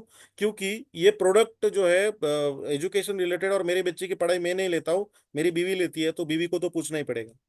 और हमने 1 घंटे में उसको ठीक ठाक अच्छे तरीके से बताने का प्रयास किया था। आपको क्या लगता है कि क्या वो अपने बीवी को 1 घंटे में बताएगा, 1 घंटे में पूरा प्रेजेंटेशन दिखाएगा? जी नहीं। वो 2-3 मिनट में, 3 मिनट में, 4 मिनट में दिखाएगा, और खेल खत्म। तो प्रॉब्लम ये है कि अथॉरिटी बहुत इंपॉर्टेंट है। आपको डेमोन्स्ट्रेशन देते समय 3 लोग इंपॉर्टेंट सामने होने चाहिए, नहीं तो फिर उसको ना बोलने का जगह पे ऑप्शन मिल जाता है। जब आप प्रोडक्ट के बारे में किसी को डेमोन्स्ट्रेशन दे रहे हो, प्रोडक्ट के बारे में, ये बहुत इंपॉर्टेंट करता है। प्रोडक्ट के बारे में, प्रोडक्ट के बारे में आप अगर आप किसी को डेमो देने जा रहे हो, तो मदर, फादर और स्टूडेंट, तीनों लोग सामने होने चाहिए, तभी आप डेमोन्स्ट्रेशन दे दो। नहीं तो नहीं दिया तो भी चलेगा। मेहनत वेस्ट नहीं होनी चाहिए। मेहनत ही वेस्ट नहीं होती, टाइम भी वेस्ट होता है और पैसा भी वेस्ट होता है। कैसा पैसा? आप उनके घर में जाते हो तो पेट्रोल वगैरह, गाड़ी लेके जाते हो तो पेट्रोल वगैरह जाता है ना आपका। अगर कोई दूर रह रहा है 5-10 किलोमीटर दूर, तो पेट्रोल जाता है आपका, टाइम जाता है। टाइम गया मतलब पैसा गया ना। वो टाइम आप अपनी दूसरी जगह पे लगा रहे होते तो शायद वहां से पैसा आता। तो टाइम वेस्ट गया यानी कि पैसा वेस्ट गया, क्योंकि टाइम इज मनी। तो बेसिकली पहले हमें ये चेक करना पड़ेगा कि क्या सचमुच उसके पास, अभी बहुत सारे लोग ऐसे भी है, ऐसे लोगों को डेमो दे रहे हैं जिसको महीने का 10,000 पगार भी नहीं है, 15,000 पगार भी नहीं, सिर्फ उसको महीने का 15,000 पगार है। और उसको हम क्या कर रहे हैं, 15,000 रुपये उसको मांग रहे हैं बिजनेस के लिए। उसकी महीने की तनख्वाह उसको मांग रहे हैं, क्या लगता है आपको वो देगा? जिसकी महीने की तनख्वाह 15,000 रुपया है, क्या देगा वो पैसा आपको? 15,000 रुपया देगा वो? जिसके महीने की तनख्वाह 13,000 रुपया है, क्या वो भगवत गीता लेगा 13,000 की? जिसकी महीने की तनख्वाह 15,000 रुपये, 13,000 रुपये, वो भगवत गीता लेगा? Is that logical? ले सकता है, उसको बहुत मोटिवेट करना पड़ेगा, बहुत सारी चीजें करनी पड़ेगी। ऐसा नहीं बोल रहा हूँ, लेकिन इसमें बहुत एनर्जी जाएगी और बहुत मोटिवेट करना पड़ेगा, बहुत सिस्टमली उसको बताना पड़ेगा। लेकिन ये इमीडिएट हम कर सकते हैं, मैं कर सकता हूँ, कोई प्रोफेशनल नेटवर्कर कर सकता है, आप नहीं कर सकते। आप अभी फ्रेशर हो, तो पहले आप उन लोगों को देखो जो पैसा है, जिनके घर अकाउंट में पैसा पड़ा है, वो इमीडिएट मैनेज कर सकते हैं। चलो पैसा नहीं है तो क्रेडिट कार्ड तो है, अच्छे खासी कंपनी में काम कर रहा है, उसके पास क्रेडिट कार्ड है, ये आपको पता है। अगर पैसा नहीं तो क्रेडिट कार्ड से वो मार सकता है, पेमेंट कर सकता है। तो 40 से 50 हजार रुपए जिनकी सैलरी है, पहले उनको अप्रोच करो, क्योंकि 40 से 50 हजार रुपया सैलरी अभी कुछ बड़ी सैलरी नहीं बनी। चाहे 40 से 50 हजार रुपया कमाने वाला इंसान अभी कोई बड़ा इंसान नहीं है। वो लोअर मिडिल क्लास है, lower middle class, middle class भी नहीं है अभी। जो 40 से 50 हजार रुपया कमा रहा है ना, सॉरी टू से बट इट्स अ फैक्ट, जो 40 से 50 हजार रुपया कमा रहा है, वो लोअर मिडिल क्लास है। और 40 से 50 हजार रुपया कमाने वाला इंसान 8 से 10 हजार रुपये, 15 हजार रुपया मैनेज कर सकता है। जो 1 लाख रुपया कमा रहा है ना, वो मिडिल क्लास है अभी। और जो 3 लाख रुपया कमा रहा है, वो अपर मिडिल क्लास है। 3 लाख रुपया, वो भी मिडिल क्लास है, लेकिन अपर मिडिल क्लास है। 3 लाख रुपया कमाने वाला, जिसके घर में अभी 3 लाख रुपए आते हैं, वो अपर मिडिल क्लास है। जो लाख रुपया कमा रहा है, वो मिडिल क्लास है। और जो 50 हजार रुपया, लाख रुपए के नीचे कमा रहा है ना, वो लोअर मिडिल क्लास है। और जो 10-15 हजार रुपया कमा रहे, 20 हजार रुपया कमा रहे, वो पुअर क्लास है। बात समझ लो मैं क्या बोल रहा हूँ। तो यहाँ पे क्योंकि महंगाई जिस तरीके से बढ़ रही है, पहले एक दौर था जहाँ पे 50 हजार रुपये कमाने वाला इंसान, हम बोल रहे थे 50 हजार रुपये बहुत अच्छा कमाता है, अच्छी सैलरी, अच्छी सैलरी, 50 हजार रुपये, 50 रुपये कुछ नहीं होता 50 हजार से। अगर आप ये गलत फहमी में रह रहे हो कि मुझे 50 हजार रुपये एजुटेक से आएगा और मेरी जिंदगी के सारे सपने पूरे होंगे, कुछ नहीं होगा, कुछ नहीं होगा। लाख रुपए आने से मेरी जिंदगी के सपने पूरे होंगे? कुछ नहीं होगा। हमें 10 लाख रुपया चाहिए, तभी बड़ा पैसा आएगा, तभी हमारे सपने पूरे होंगे। कम से कम 5 लाख रुपया चाहिए। 5 लाख रुपया, वो भी फिक्स चाहिए, हर महीना 5 लाख के नीचे नहीं चाहिए। तो 50,000 रुपये कमाने वाले इंसान पैसा मॅनेज कर सकते हैं। दरवाजे बंद करतो, मगापासून सांगतोय मी तुम्हाला, नुसता आवाज येतोय क्लिअर। तो बेसिकली बात ये है कि मैं ये बोल रहा हूं आपको, क्या चल रही थी मेरी बात, हाँ, 50,000 रुपये, 50,000 रुपये कमाने वाला इंसान जो है वो मैनेज कर सकता है, तो पहले उनको फोकस करो, पहले उनको फोकस करो। 1 सेकेंड, डिसेबल ऑनोटेशन, ये ऑनोटेशन क्लियर करने दो किसी ने तो यहाँ पे, clear all rights. 1 second, 1 second, line लगा दी किसी ने तो, यस, ओके। तो पहले उन लोगों को देखो जो पैसा मैनेज कर सकते हैं, पहले उन लोगों को देखो जिनके पास अथॉरिटी है, पहले उन लोगों को देखो जिनके पास नीड है। 50,000 कमाने वाले इंसान को सबसे ज्यादा जरूरत है इस बिजनेस की, सबसे ज्यादा, पहले उनको पकड़ो। 35 से 50,000 लोगों कमाने वाले लोगों को पहला पकड़ो, उनको जरूरत है, क्योंकि वो मिडिल में है, मिडिल में। और मिडिल वाले लोग सबसे ज्यादा घसीटते हैं। मिडिल वाले लोग जो मिडिल में रहते हैं ना, उनका सबसे ज्यादा नुकसान होता है। जो सबसे गरीब होते हैं उनको गवर्नमेंट से बहुत सारी सुविधाएं मिलती है, उनको लगता है जो चल रहा है बहुत बेहतरीन चल रहा है, फैंटास्टिक चल रहा है, राशन से सब चल रहा है उनका, मोदी जी ने सबका ख्याल रखा है पूरा नीचे वाले लोगों का। लेकिन जो मिडिल में है ना, उनका कुछ कुछ नहीं होता, कुछ नहीं होने वाला। उन उनको सबसे ज्यादा उनका खून चूसा जाता है, तो वो सबसे ज्यादा फ्रस्ट्रेटेड होता है। तो फ्रस्ट्रेटेड लोग में से जो वो बंदे हैं जिनके पास, जिनकी सैलरी, जिनकी आमदनी मैंने अभी आपको बोलू 35 से 50,000, 60,000 रुपया है, वो एडजस्टमेंट में जी रहा है, क्योंकि उसने एक आध घर लिया होता है, उसका ईएमआई चल रहा होता है, क्योंकि उसने एक छोटी मोटी गाड़ी ली होती है, उसका ईएमआई चल रहा होता है, उसके बच्चे होते हैं जो स्कूल में जा रहे होते हैं, उसके ईएमआई चल रही होती है स्कूल की फीस के लिए, उसने पर्सनल लोन लिया होता है, क्रेडिट कार्ड लिया होता है। ये सब लोग हैं जो फ्रस्ट्रेटेड है, जिनको एक्स्ट्रा इनकम सोर्स की जरूरत है। ऐसे लोगों को पकड़ो, और जो पैसा मैनेज कर सकते हैं, क्योंकि उनके पास अगर 50-60 हजार रुपया सैलरी है, तो उनके पास क्रेडिट कार्ड भी है, अगर पैसा नहीं है तो वो क्रेडिट कार्ड लेंगे, करेंगे, मैनेज करेंगे। बात समझ लो, ठीक है। मैंने ये क्यों बोल रहा हूं, मैं बार बार बोल रहा हूं, क्योंकि मैं यहाँ पे ऐसे देख रहा हूं अभी फिलहाल, क्योंकि लोग एक ही बंदे के पास 10 बार जा रहे, 50 बार जा रहे, और बोल रहे पैसा नहीं है, लोगों के पास पैसा नहीं, पैसा नहीं। पहले आप चूज करो ना कि जिसके पास पैसा है उसी के पास चले जाओ ना, फटाफट स्पीड से आगे निकलेगा, आपका बिजनेस आगे निकलेगा। आप उन लोगों के पास क्यों चले जा रहे हो जिनके पास पैसा नहीं है? आपको पता है ना उसके पास पैसा नहीं, तो टाइम लगेगा उसको मैनेज करने के लिए। ऐसा नहीं है कि उसके पास नहीं जाना चाहिए, लेकिन उसके पास जाने के लिए एक अलग सिस्टम है, एक अलग सिस्टम से जाना पड़ेगा, अलग तरीका है। आप फ्रेशर हो, आप नए हो, आपको समझने के लिए थोड़ा टाइम लगेगा। उसके लिए पहले आसान आसान देखो, हम एग्जाम में बैठते हैं, जब हम एग्जाम में बैठते हैं तो सबसे पहला हमारे पास जो क्वेश्चन पेपर आता है, तो हमें बचपन में मुझे सिखाया गया था कि सबसे पहले हम कौन से सवालों के जवाब लिखते हैं, आसान सवालों के जवाब लिखते हैं या मुश्किल सवालों के जवाब लिखते हैं। ए फॉर आसान, एम फॉर मुश्किल, डाल दीजिए कमेंट बॉक्स में, ए फॉर आसान, एम फॉर मुश्किल। जब भी कभी हमने एग्जाम दी है, तो यहाँ पे हमने कौन से सवालों के जवाब हम पहले लिखते हैं, आसान या मुश्किल? यस, सभी लोग ने बोला आसान, आसान, आसान। Yes, Taufiq ji, Swati madam, Nandini madam, Vrushali madam, Solapure sir, Dabbe sir, Joshi sir, Desai sir, Nandini madam, Halle sir, Santosh Shinde sir, Bhusare sir, ये सब, मानिक सर। तो सही बात है, यहाँ पे हमें भी सबसे आसान, यस डॉक्टर रुपेश जी, गोगरे सर, तो सोलंकी सर, दत्तात्रेय सोलंकी सर। तो यहाँ पे बेसिकली आपको भी सबसे पहले जो आसान लोग हैं, जो इमीडिएटली ज्वाइन हो सकते हैं, उनको पहले अप्रोच करो। जो जिसके पास पैसे मैनेज करने की कैपेसिटी है, जिसको ये प्रोडक्ट की जरूरत है, जो डिसीजन खुद ले सकता है, उनको पहले अप्रोच करो। और यहाँ पे भी कैटेगरी है, पहले कैटेगरी बनाओ। ए कैटेगरी यानी कि वो कैटेगरी जो सबसे क्लोज लोग हैं आपसे, जिनको आप 2 दिन में एक बार मिलते हो, मैसेज होता है, कॉल होता है, ऐसे लोग जिनको आप हफ्ते में 1-2 बार तो कम से कम मिलते हो, कम से कम 1 या 2 बार आप मिलते हो, ऐसी ए कैटेगरी के लोग, उनकी एक उनको कैटेगरी दो। बी कैटेगरी यानी कि थोड़े आप उनको महीने में, 2 महीने में, 3 महीने में मिलते हो, ऐसे लोग, बी कैटेगरी। कभी कभार फंक्शन में मिल लिया, कभी कभार किसी एरिया में चले गए वहां मिल लिया, आपकी कंपनी में कोई है दो जो कभी कोई डीलर है किसी और कंपनी का आदमी है, आपके कंपनी में आ जाता है, तो वहां पे आप उसको मिल लिए, तो बी कैटेगरी। जिसको आप बार बार नहीं मिलते हो, 2-3 महीने में एक बार मिलते हो। और सी कैटेगरी यानी कि वो लोग जिनको आप ज्यादा नहीं मिलते हो, बस दूर से पता है कि यार ये कैसा इंसान है, बस मिलने की बात ही नहीं होती, बस पता है, उसको पता है मैं हूं, मुझे पता है वो है सी कैटेगरी। तो हमें पहला फोकस ए कैटेगरी पे करना चाहिए, जिनका हमारे ऊपर, ये हमारे क्लोज है, जिनका हमारे ऊपर विश्वास है, ऐसे लोग, ऐसे लोगों के ऊपर मुझे पहला फोकस करना पड़ेगा, ए कैटेगरी।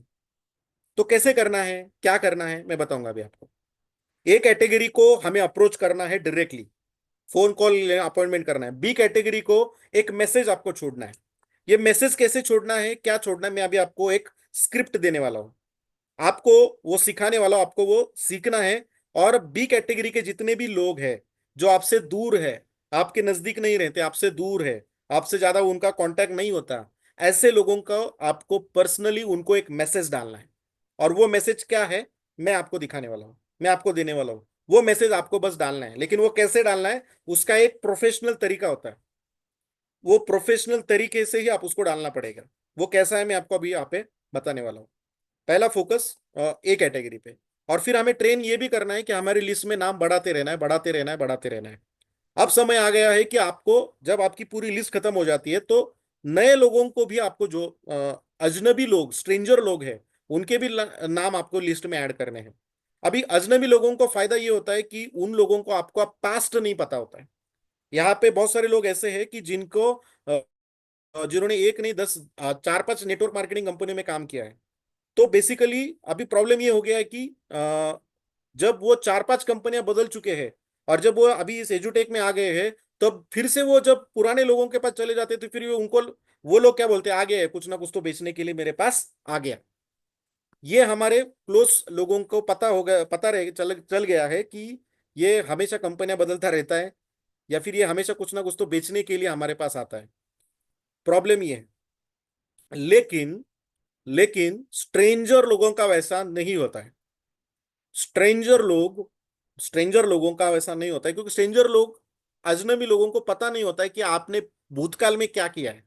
तो ये फायदा होता है स्ट्रेंजर लोगों का, कि स्ट्रेंजर लोगों को आपका भूतकाल पता नहीं होता है। दूसरा, अब पूरी दुनिया फिर आपकी लिस्ट में आ सकती है, पूरी दुनिया। यस सदानंद सर, और क्या लाया। हर बार आप अगर वही लोगों के पास चले जाओगे नया प्लान लेके, नया प्रोडक्ट लेके, तो फिर वही होगा ना। लोग बोलेंगे अभी ये फिर से कुछ तो नया लेके आया।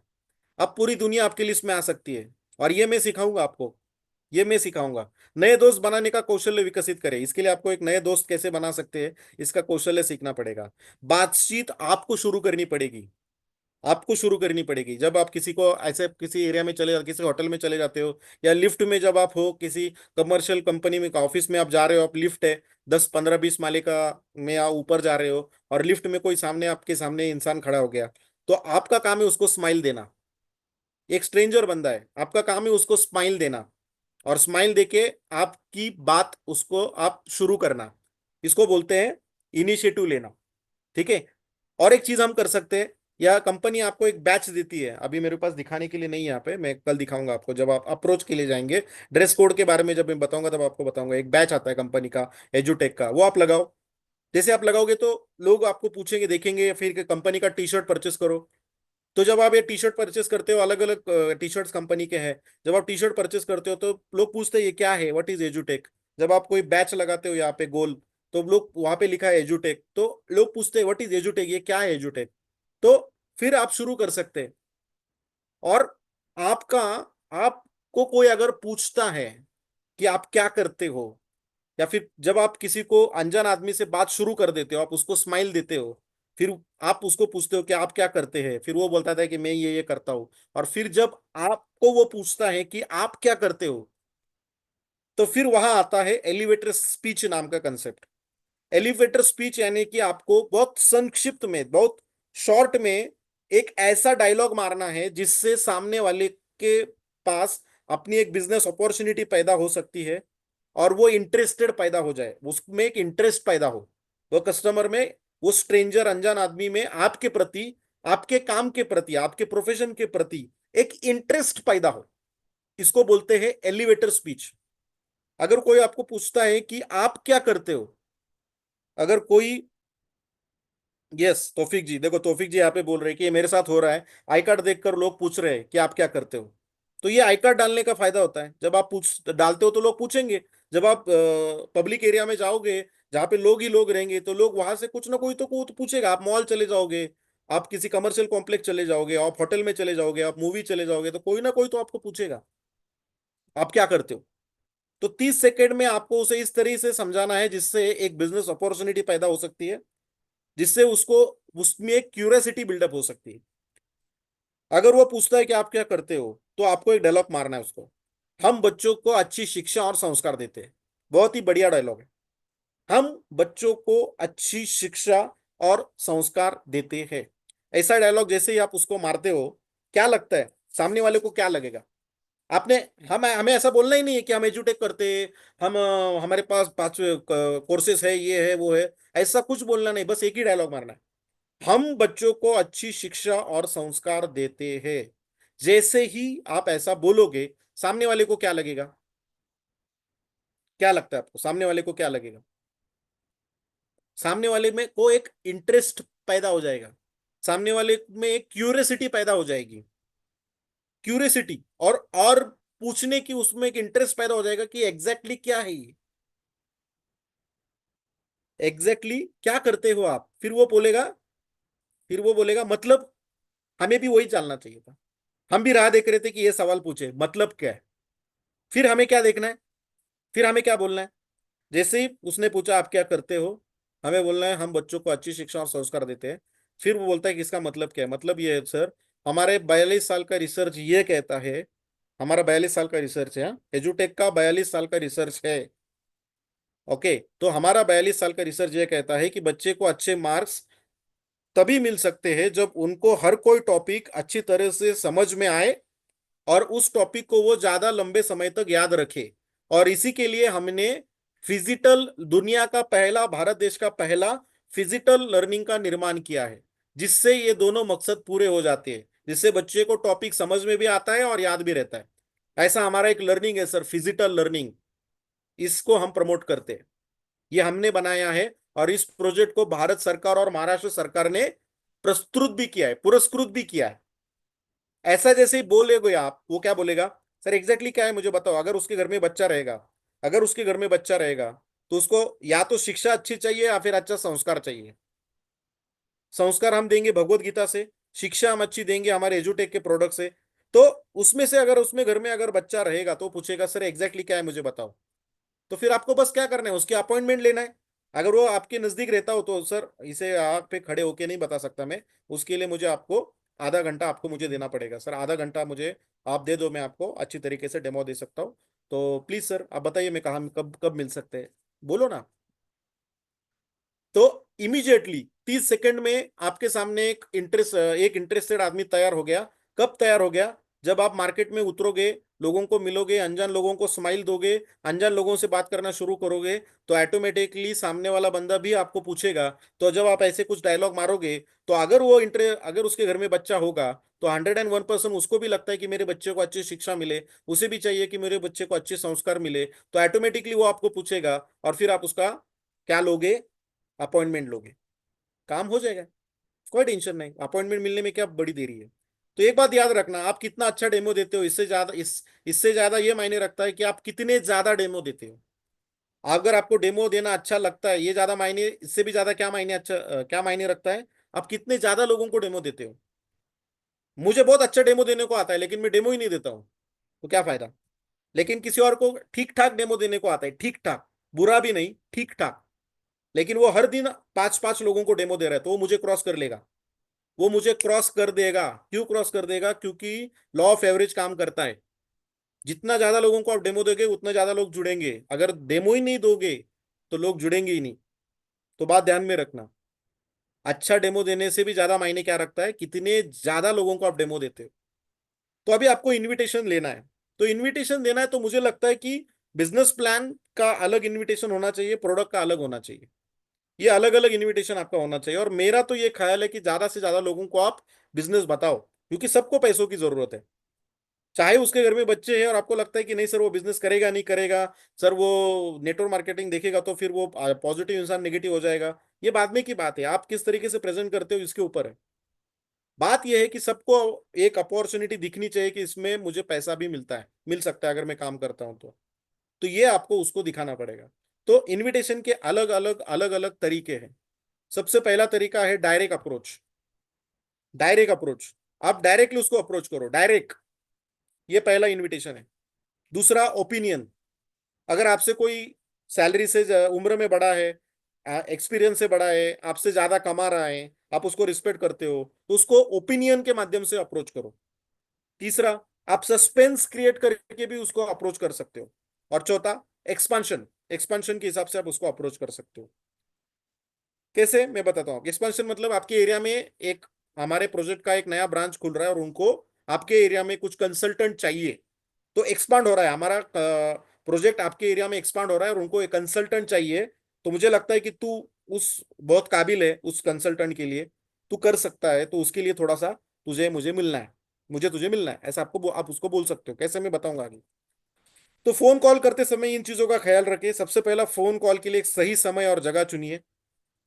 एक ऐसा हर दिन का एक समय चुनिए जहां पे आप लोगों को फोन कॉल करोगे। एक अच्छी जगह चुनिए जहाँ पे पॉजिटिव वातावरण हो, शांत वातावरण हो, जहाँ पे बैठ के आप अच्छी तरीके से पॉजिटिव माइंडसेट के साथ फोन कर सकते हो। फोन पे पूरी जानकारी देनी नहीं है, बस 2 से 3 मिनट ही बात करनी है। पूरा एजुटेक का पिक्चर की स्टोरी, जैसे पिक्चर की स्टोरी 2 से 3 मिनट में समझाई नहीं जाती, उस तरीके से फोन कॉल पे पूरा एजुटेक का प्रोजेक्ट किसी को भी नहीं बताना है। बस 2 से 3 मिनट ही बात करनी है और फोन कट करके देना है। प्रश्नवाचक प्रश्न न पूछना है, प्रश्नवाचक क्वेश्चन ना पूछे, प्रश्नार्थक प्रश्न विचारायचे नाहीयेत। आपको टाइम है क्या, आप बिजी हो क्या, आप मिल सकते हैं क्या, ये क्या क्या वाले जो क्वेश्चन है ये कभी पूछना नहीं है। क्या होता है कि आपके क्वेश्चन में ही ना है। प्रश्नार्थक वाक्यों को भी कभी कभी ज्यादातर लोग निगेटिव ही लेते हैं। तो बेसिकली किसी को भी प्रश्नार्थक वाक्य नहीं पूछने हैं। आपको पास टाइम है क्या, वो बोलेगा नहीं टाइम है, टाइम नहीं मेरे पास। आप बिजी हो क्या, हाँ मैं बिजी हूँ। बात समझ में, आप मिल सकते हैं क्या, अभी नहीं मिल सकता हूँ, बताऊंगा मैं आपको, अभी नहीं मिल सकता हूँ। आप मिल सकते हैं क्या, मैं आऊं क्या, आप बिजी तो नहीं हो ना। तो ये सब हो गए प्रश्नार्थवाचक प्रश्न, जो कभी भी फोन पे अपॉइंटमेंट लेते समय आपको नहीं बोलने हैं। ठीक है। अगर वह ना कहे तो भावुक मत हो रही है। अगर कोई ना भी बोलता है, सब कुछ फॉलो करने के बाद भी कोई बोलता है नहीं आई एम नॉट इंटरेस्टेड, मुझे अपॉइंटमेंट नहीं चाहिए, नहीं मैं नहीं मिल सकता, मैं I am not interested in your project, तो इमोशनल मत हुई है। क्योंकि इस दुनिया में कोई भी 100% लोग किसी प्रोजेक्ट के ऊपर मान नहीं सकते। कुछ कुछ लोग निगेटिव रहेंगे, कुछ लोग पॉजिटिव रहेंगे, कुछ लोग निगेटिव रहेंगे। और ऐसा कोई भी इस दुनिया में ऐसा इंसान नहीं है जो 100 लोगों को कॉल करता है और 100 के 100 लोगों की अपॉइंटमेंट लेता है। झूठ नहीं बोल के, हाँ, झूठ बोल के 100 के 100 लोगों को अपॉइंटमेंट ले सकता है, लेकिन सच बोल के 100 के 100 लोगों के अपॉइंटमेंट कोई भी इंसान, कोई भी सेल्स पर्सन इस दुनिया का नहीं ले सकता। कुछ लोग ना बोलते हैं तो ठीक है, ना बोलेंगे, कोई प्रॉब्लम नहीं। Sales is a rejection is a part of sales business. अगर आप सेल्स में आए हो तो रिजेक्ट हो गए ही होंगे। और आप सेल्स में हो और आपको रिजेक्शन नहीं चाहिए, ये गलत है। ये तो ऐसा हो गया कि आपने पेपर का बिजनेस शुरू किया है, पेपर बांटने का, लेकिन आपको सुबह नहीं उठना है। अगर आपने पेपर का बिजनेस शुरू किया है तो उसमें आपको सुबह उठना ही पड़ेगा 4:30 बजे। This is the part of the business, ये पार्ट ऑफ द बिजनेस है। आप बोलेंगे नहीं मुझे सुबह नहीं उठना लेकिन मुझे पेपर का बिजनेस भी करना है, ऐसा नहीं हो सकता मेरे भाई, ऐसा नहीं हो सकता। तो सेल्स में हो तो रिजेक्शन होगा ही होगा, वो पार्ट ऑफ द बिजनेस है। ऐसा कभी नहीं होगा कि आप सेल्स में हो और 100 के 100 लोग आपको हाँ बोलेंगे। चाहे आप कितने भी भगवान हो, भगवान को भी ना बोलने वाले, भगवान को भी गाली देने वाले लोग हैं, भगवान को भी रिजेक्ट करने वाले लोग हैं। हम किस झाड़ की पत्ती है। बात समझ में आई, मैं बोल रहा हूं तो 100 के 100 लोग हाँ बोलेंगे, ऐसा कोई कंपल्शन नहीं है। तो चलो पहला देखते हैं, डायरेक्ट अप्रोच। डायरेक्ट अप्रोच में क्या करना है, जैसे मैंने पहले कहा, बी कैटेगरी के लोगों को आपको अप्रोच करना है। तो बी कैटेगरी के जो लोग हैं उनको आपको ये ब्रॉडकास्ट नहीं बनाना है, सॉरी ये मैंने गलत लिखा है। बी कैटेगरी लोगों के नाम आपको लिखने हैं और उनको आपको एक मैसेज करना है। अभी आपको उनको क्या मैसेज करना है, ये वो लोग हैं जो आपसे दूर है, आपसे ज्यादा कांटेक्ट में नहीं है, कभी कभार मिलते हैं, कभी कभार फोन कॉल होता है, कभी कभार, और अभी इतने जल्दी वो मिल भी नहीं सकते। ऐसे लोगों को आपको क्या करना है, जस्ट एक मैसेज भेजना है। अब वो मैसेज क्या भेजना है, एक चीज मुझे समझ में आई है। एक चीज ये है कि जब आप लोगों को बेचने चले जाते हो तो वो लोग आपको सलाह देते हैं। जिन लोगों को आप कोई बेचने चले जाते हो या पैसा मांगने जाते हो तो वो आपको सलाह देते हैं। और जब आप लोगों को सलाह लेने जाते हो तो लोग आपको पैसा देते हैं। ये फैक्ट है। जब आप किसी को बेचने चले जाओगे तो लोग आपको सलाह देंगे, और लेकिन किसी को आप सलाह लेने जाओगे तो लोग आपको पैसा देंगे। जैसे कि होता है ना, कभी कभार देखो कि आपको कोई फोन करके बोलता है कि भैया जी मैंने एक ये कपड़ों का बिजनेस शुरू किया है, और आपके एरिया में कोई अगर अभी आप कभी इंटरेस्टेड होगे तो प्लीज हमसे कोई प्रोडक्ट कपड़े ले लेना। या फिर आपके एरिया में कोई रहेगा, या फिर कोई बोलता है आपको कि मैंने एक ब्यूटी पार्लर का बिजनेस शुरू किया है, तो आपके एरिया में कोई रहेगा लेडीज तो मुझे बता देना, मैंने ब्यूटी पार्लर का बिजनेस कर दिया है। तो बोलते हैं हाँ दे देंगे ना, आपको बताएंगे, मैं बताएंगे।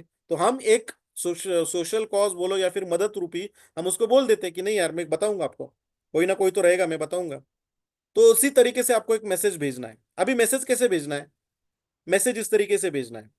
यहाँ पे मैं आपको अभी बताता हूँ कि एग्जैक्टली कैसे मैसेज भेजना है। मुझे एक स्क्रीन शेयर करना है यहाँ पे। 1 सेकेंड। यहाँ पे आपको एक अपना ऐसा डिजाइन बनाना है। आपको डिजाइन अभी दिख नहीं रहा होगा, ठीक है मैं आपको दिखाता हूँ। यहाँ पे आपको हाँ, आपका ऐसा डिजाइन बनाना है। ये अच्छा एक ऐसा आपको डिजाइन बनाना है। और ये आपको ये कैनवा बोल के एक वेबसाइट है, वहां से बन सकता है। आप जहाँ पे आप अभी बस ये फोटो इधर उधर लगा दो और ये इंपॉर्टेंट मैसेज और ये आप डाल दो ऐसा। ये आप अगर डायरेक्टली मैसेज करोगे ना किसी को तो क्या होगा कि लोग इग्नोर कर देते हैं, क्योंकि मैसेज आ जाता है लोग बोलते हैं क्या मैसेज है। लोग ज्यादातर सीरियसली नहीं लेते। लेकिन आप अगर आपका फोटो डाल के इंपॉर्टेंट मैसेज बोल के पहले ये डालते हो और नीचे एक मैसेज डालते हो तो लोग उस मैसेज को पढ़ेंगे। अभी लोग इस मैसेज को पढ़ेंगे। अभी मैसेज में आपको क्या लिखना है? मैसेज में क्या लिखना है? तो ये आपको बनाने को आना चाहिए। कैनवा में जाके आप बना सकते हो, नहीं तो फिर आप मुझे अपना फोटो भेजो, मैं आपको बना के दे दूंगा। ये सिंपल सी बात है। अभी आपको बेसिकली इसमें क्या लिखना है? अभी इसमें क्या लिखना है मैसेज के नीचे, ये मैं अभी आपको दिखाऊंगा। तो 1 सेकेंड, मुझे थोड़ा वो ओपन करने दो कि मुझे आपको बताना है कि क्या लिखना है। यस,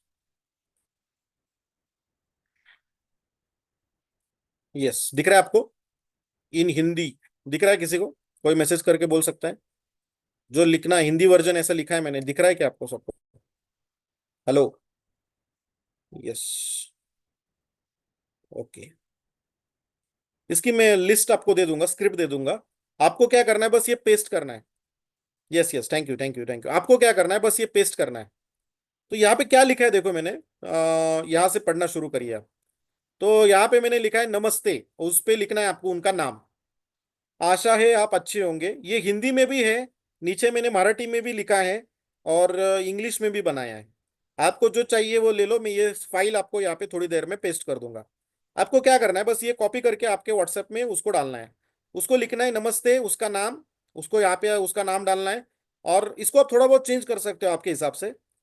मैं आज एक मैत्रीपूर्ण बात आपसे शेयर करना चाहती हूँ, खासकर अगर आपके संपर्क में 6वीं से लेकर 10वीं कक्षा के छात्र हैं।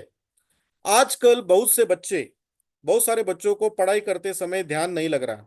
स्कूल में सिखाया हुआ समझ में नहीं आ रहा है।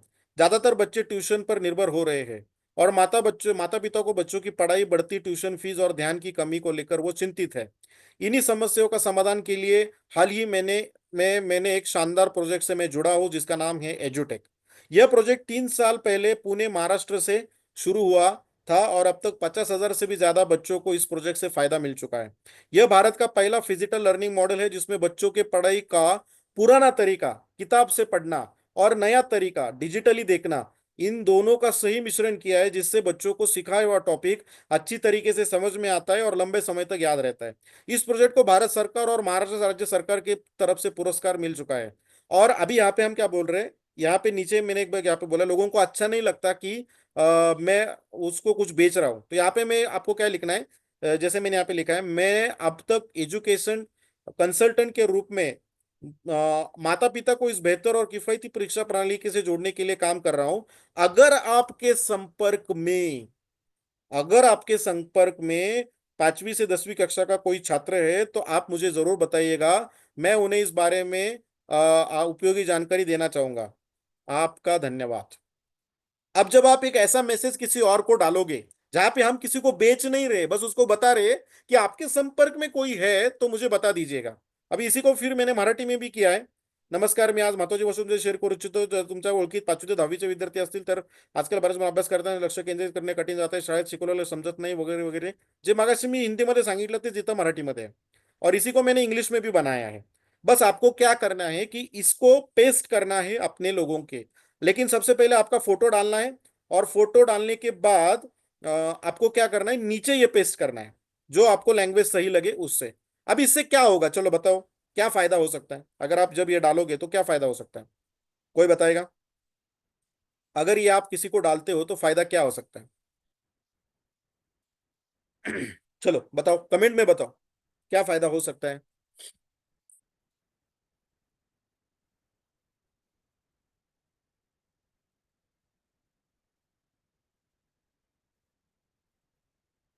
डाटा मिलेगा. कोटेसर बोल रहे डाटा मिलेगा. रिवर्स कॉल आएगा. Hmm. Somebody ask questions. Call करेगा. सही बात है. अगर वो इंटरेस्टेड रहेगा और अगर उसके घर में कोई बच्चे रहेंगे या फिर उसके इर्द गिर्द कोई बच्चे रहेंगे तो आज नहीं तो कल उसके दिमाग में रहेगा ना कि मेरा एक दोस्त है. क्यूरियोसिटी बढ़ेगी और सामने से सवाल पैदा होंगे जो हमें ओपनिंग करने की अपॉर्चुनिटी मिलेगी. सही बात है रियाज पटन सर. सर लोग कॉल करेंगे. सही बात है नितिन जी, कॉल करेंगे. कॉल और मैसेज आना शुरू हो जाएगा, स्टार्ट हो जाएगा. सही बात है गोगरे सर. तो बात यह है कि ज्यादातर लोगों को क्यूरियोसिटी बढ़ेगी. सचिन देशमुख सर कह रहे हैं. सही बात है. देखो ज्यादातर लोगों को बात ये पता ही नहीं है कि हम कौन सा बिजनेस कर रहे हैं. और अगर लोगों को पता ही नहीं है हम कौन सा बिजनेस कर रहे हैं तो फिर कैसे बिजनेस बढ़ेगा? लोगों को पता तो होना चाहिए ना. चलो किसी के घर में कोई बच्चा नहीं है फॉर एग्जाम्पल, लेकिन उसके बहन का बच्चा है, उनके मामा का लड़का है, उसके भाई का लड़का है. उसके लिए वो आपका नंबर शेयर कर सकता है. लेकिन वो तब शेयर करेगा जब आप उसको ये मैसेज डालोगे. Yes Vinod sir, Avaghade sir काय आहे एज्युटेक हे जाणून घेतील. पॉझिटिव्ह लीड जनरेट होगी, वो भी एक अच्छा रेफरेंस के साथ. बहुत अच्छा तौफिक जी. तो आपको क्या करना है, अगर आपके पास 1000 कांटेक्ट है बी का बी, तो बेटे बेटे हर दिन 20 लोगों को मैसेज डालना शुरू करिए. 20 लोगों को अगर आप हर दिन मैसेज डालोगे तो एक या दो तीन लोग तो इंटरेस्टेड होंगे. या फिर उनके बाकी लोगों के दिमाग में रहेगा कि यार नहीं, कुछ तो है ये बेसिकली जो फायदेमंद है. और जब भी कभी उसके उसको याद आएगा तो वो आपका रेफरेंस देगा. बात समझ में आ रही? ठीक है. और इसमें हम कोई फोर्स भी नहीं कर रहे क्योंकि लोगों को अच्छा नहीं लगता पुश करने के लिए. कन्वी पुश करने के लिए हम किसी को पुश भी नहीं कर रहे. हम बस क्या बोल रहे हैं, हम बस ये बोल रहे हैं कि आपके कांटेक्ट में कोई लड़का रहेगा जो 5वीं से 10वीं कक्षा तक का है, उसको मुझे आप दे दो, उसको मेरा नंबर दे दो. हो सकता है उसके घर में ही कोई रहेगा तो वो बोलेगा क्या है एग्जैक्टली बताओ, थोड़ा मुझे समझना है. जिस ये पॉजिटिव लीड जनरेट हो जाएगी. और ये पॉजिटिव लीड जैसी जनरेट हो जाएगी, आप क्या करो, उसको हमारे वेबिनार में कन्वर्ट करो. उनको बोल दो कि कल हमारा एक वेबिनार है, आप अटेंड कर लो. या फिर आप इमीडिएटली अपॉइंटमेंट लेके उसका अपॉइंटमेंट लेके वेबिनार अरेंज करो. हमारे टीम में जो कोर लीडर्स है वो वेबिनार दे सकते हैं. फिर वो को वेबिनार कंडक्ट कर लेंगे. मैं करूंगा, कोई और रहेगा, कोई ना कोई तो वेबिनार दे देगा, उनको इंफॉर्मेशन देगा. बात समझ में आ रही मैं क्या बोल रहा हूँ? ओके. तो यहाँ पे आप डायरेक्ट अप्रोच कर सकते हो. तो ये एक नया कंसेप्ट है. यहाँ पे लोगों को पुश करना नहीं है, बस लोगों को जानकारी देना है कि मैंने ये ऐसा ऐसा बिजनेस शुरू किया है. और आपके कांटेक्ट में अगर कोई रहेगा तो फिर आप उनको मुझे रेफर करो. तो इसकी जो ये फाइल है ये तक रहोगे और 5 मिनट ट्रेनिंग बचा है. 5-10 मिनट, 5 मिनट, तो 5 मिनट आप रहोगे तो ही मैं आपको दूंगा, तभी आपको मिलेगा. नहीं तो फिर नहीं मिलेगा. आप निकल जाओगे बीच में से तो कोई फायदा नहीं. मैं एंड में आपको देने वाला हूँ ये फाइल. इधर इधर से ही आप डाउनलोड करोगे. तो ये हो गया डायरेक्ट अप्रोच. और एक डायरेक्ट अप्रोच कैसे कर सकते हैं? अभी ये हो गया बी कैटेगरी के लोगों को. अभी ए कैटेगरी के लोगों को कैसे बोल सकते हो? तो डायरेक्टली बोल सकते हो कि मेरे पास एक एजुकेशन इंडस्ट्री का बहुत ही बढ़िया प्रोजेक्ट आया है जिससे बच्चों को पढ़ाई के प्रति इंटरेस्ट भी बढ़ता है और उसके भविष्य में मार्क्स भी बढ़ेंगे. इस प्रोजेक्ट के बारे में मुझे तेरे साथ डिस्कस करना है. तो आज मैं शाम को कितने बजे आऊं? 7 बजे आऊं या 8 बजे आऊं? आपको उसको सवाल नहीं पूछना है कि तुझे टाइम है कि नहीं, मैं आऊँ कि नहीं, बस आपको डायरेक्टली बोलना है। मैं 7 बजे आऊँ या 8 बजे आऊँ, क्योंकि मुझे पता है तू 6:30 बजे घर पे आता है। तू घर पे ही रहता है 6:30 बजे के बाद, अपने को पता है। बस तो बोलेगा क्या है एग्जैक्टली, क्या है मुझे बता, फोन पे ही बता क्या है कैसा है। अरे फोन पे बात करनी होती तो मैं अभी बोल देता, लेकिन फोन पे बात करने वाला कोई बात नहीं, काम नहीं है। चल बस मुझे ये बता, 7 बजे आऊँ या 8 बजे आऊँ।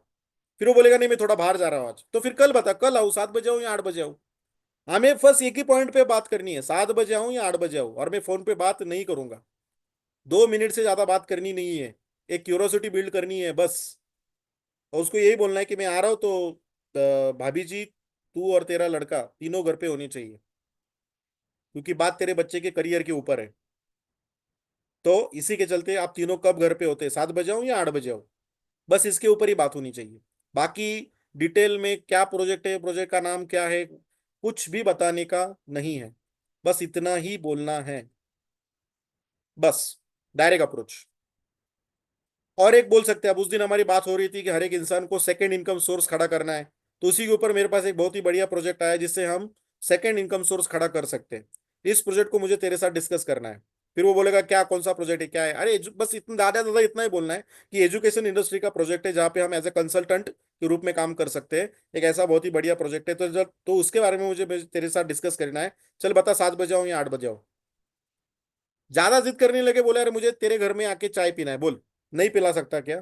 तेरे घर का शक्कर इतनी महंगाई हो गई कि तू मुझे एक चाय नहीं पिला सकता। तो मैं कल आ रहा हूँ, 7 बजे आ रहा हूँ, तू रेडी रहे, मैं आ जाऊंगा। बस बोल दो। अगर आपने क्लोज फ्रेंड है तो उसको डायरेक्टली बोल दो। कुछ बड़ी बात नहीं है अपॉइंटमेंट लेने के लिए। बस इतना, बस गलतियां हम ये कर रहे हैं कि हम पूरी तरह फोन पे ही बात कर रहे हैं, ये प्रॉब्लम हो रहा है। दूसरा है ओपिनियन, आप ओपिनियन ले सकते हैं। जो लोग आपसे उम्र में बड़े हैं, जो लोग आपसे इनकम से बड़े हैं, एक्सपीरियंस से बड़े हैं, उनको एक ही चीज बोलना है कि सर मैंने एक काम शुरू किया है, और मैं आपकी बहुत बड़ा इज्जत करता हूँ, तो इस प्रोजेक्ट में मुझे आपकी राय चाहिए। तो आज शाम मुझे आपसे मिलना था, इस प्रोजेक्ट के बारे में मुझे आपसे डिस्कस करनी थी, मुझे आपकी राय चाहिए थी। तो सर मुझे बताइए, आप 7 बजे हो या 8 बजे हो? देखो हम चले गए उनके पास राय लेने के लिए, लेकिन जब आप उनको हम अच्छे तरीके से प्रोजेक्ट बताएंगे तो उनको समझ में आएगा कि वो किस लिए आया है। और फिर वो बोल उनको पूरी तरह समझ में आ जाएगा, आइडिया आ जाएगा कि नहीं ये तो राय लेने के लिए आया था, लेकिन ये कुछ अपॉर्चुनिटी समझाने के लिए आया है, इनडायरेक्टली उनको समझ में आ जाएगा। तो इस तरीके से आप ओपिनियन वाले बंदे को ओपिनियन के माध्यम से भी अपॉइंटमेंट ले सकते हो। फिर नहीं तो आप सस्पेंस क्रिएट कर सकते हो। मेरे पास एक ऐसा एजुकेशन इंडस्ट्री का प्रोजेक्ट आया जिससे आप हमारे आने वाले सिर्फ 3 महीनों के बाद मेरे घर का ईएमआई इस प्रोजेक्ट से ऑटोमेटिकली निकलना शुरू हो जाएगा। अगर मेरा घर का ईएमआई 40,000 रुपया 25,000 रुपया है, तो 25,000 रुपया मेरा घर का ईएमआई इस प्रोजेक्ट से ऑटोमेटिकली निकल जाएगा। ऐसा एक बहुत ही बढ़िया एजुकेशन इंडस्ट्री का प्रोजेक्ट आया है। तो इसके ऊपर मुझे तेरे से बात करनी है। मुझे ऐसा लगता है कि तुझे भी इस प्रोजेक्ट से तेरा घर का ईएमआई निकल सकता है। तो इस प्रोजेक्ट के ऊपर मुझे तेरे से बात करनी है। तो थोड़ा सा मुझे तू टाइम दे दे। तो चल मुझे बता, मैं कितने बजे आऊँ, 7 बजे आऊँ या 8 बजे आऊँ? आप इस तरीके से उसको बोल सकते हो, सस्पेंस क्रिएट कर सकते हो। तो सस्पेंस क्रिएट करने से वो और क्यूरियस होके राह देखेगा कि कैसे मेरा घर का ईएमआई निकल सकता है। क्योंकि मुझे तो वही टेंशन है ना कि मेरा ईएमआई कैसे निकले। तो और अगर मेरा ईएमआई निकलता रहेगा तो 1 घंटा देने के लिए मैं रेडी हूँ, क्या है से देखने के लिए। अगर मेरे ऊपर 2 लाख का कर्जा है और आप उसको बोल देते हो, आपको मुझे कॉल आता है कि मेरा 2 लाख का कर्जा आने वाले 3 महीने में निकल सकता है, एक ऐसा प्रोजेक्ट है जिसमें हम काम करके वो 2 लाख का कर्जा नहीं 20 लाख रुपया भी एक साल में आ सकता है, ऐसा एक प्रोजेक्ट है। तो देखने के लिए, एटलीस्ट देखने के लिए तो मैं रेडी हो जाऊंगा ना। सस्पेंस क्रिएट हो जाएगा ऑटोमेटिकली। और एक्सपांशन, जो मैंने पहले आपको बोला, एक्सपांशन में जिस प्रोजेक्ट में काम कर रहा हूँ वो आपके एरिया में एक विस्तार कर रही है। तो उनको कुछ चैनल पार्टनर या फिर एजुकेशनल कंसल्टेंट की जरूरत है, और मुझे लगता है कि इस प्रोजेक्ट में सबसे काबिल व्यक्ति आप हो, जो इसमें बहुत अच्छे तरीके से उस प्रोजेक्ट को डेवलप कर सकते हो। तो इस प्रोजेक्ट के बारे में मुझे आपसे थोड़ी सी बात करनी है। तो चलो बताओ, मैं कितने बजे आऊँ, 7 बजे आऊँ या 8 बजे आऊँ? तो इस तरीके से आप एक्सपांशन के रूप में भी उसको इनवाइट कर सकते हो। तो ये हो गया पूरी तरह लिस्ट बिल्डिंग और इनविटेशन, जो मैंने अभी आपको बताया। तो आज हमने सीखा, तो वो क्या क्या सीखा, तो लिस्ट कैसी बनानी है, और अपॉइंटमेंट कैसा लेना है, ये पूरी तरह हमने अच्छे तरीके से सीख लिया। अभी जो कल है, कल हम अप्रोच लोगों को घर में जाने के बाद प्लान कैसे देना होता है, और लास्ट में उनका ऑब्जेक्शन जो आएंगे, सवाल जो आएंगे, उनके जवाब कैसे देने हैं, ये मैं आपको कल सिखाऊंगा।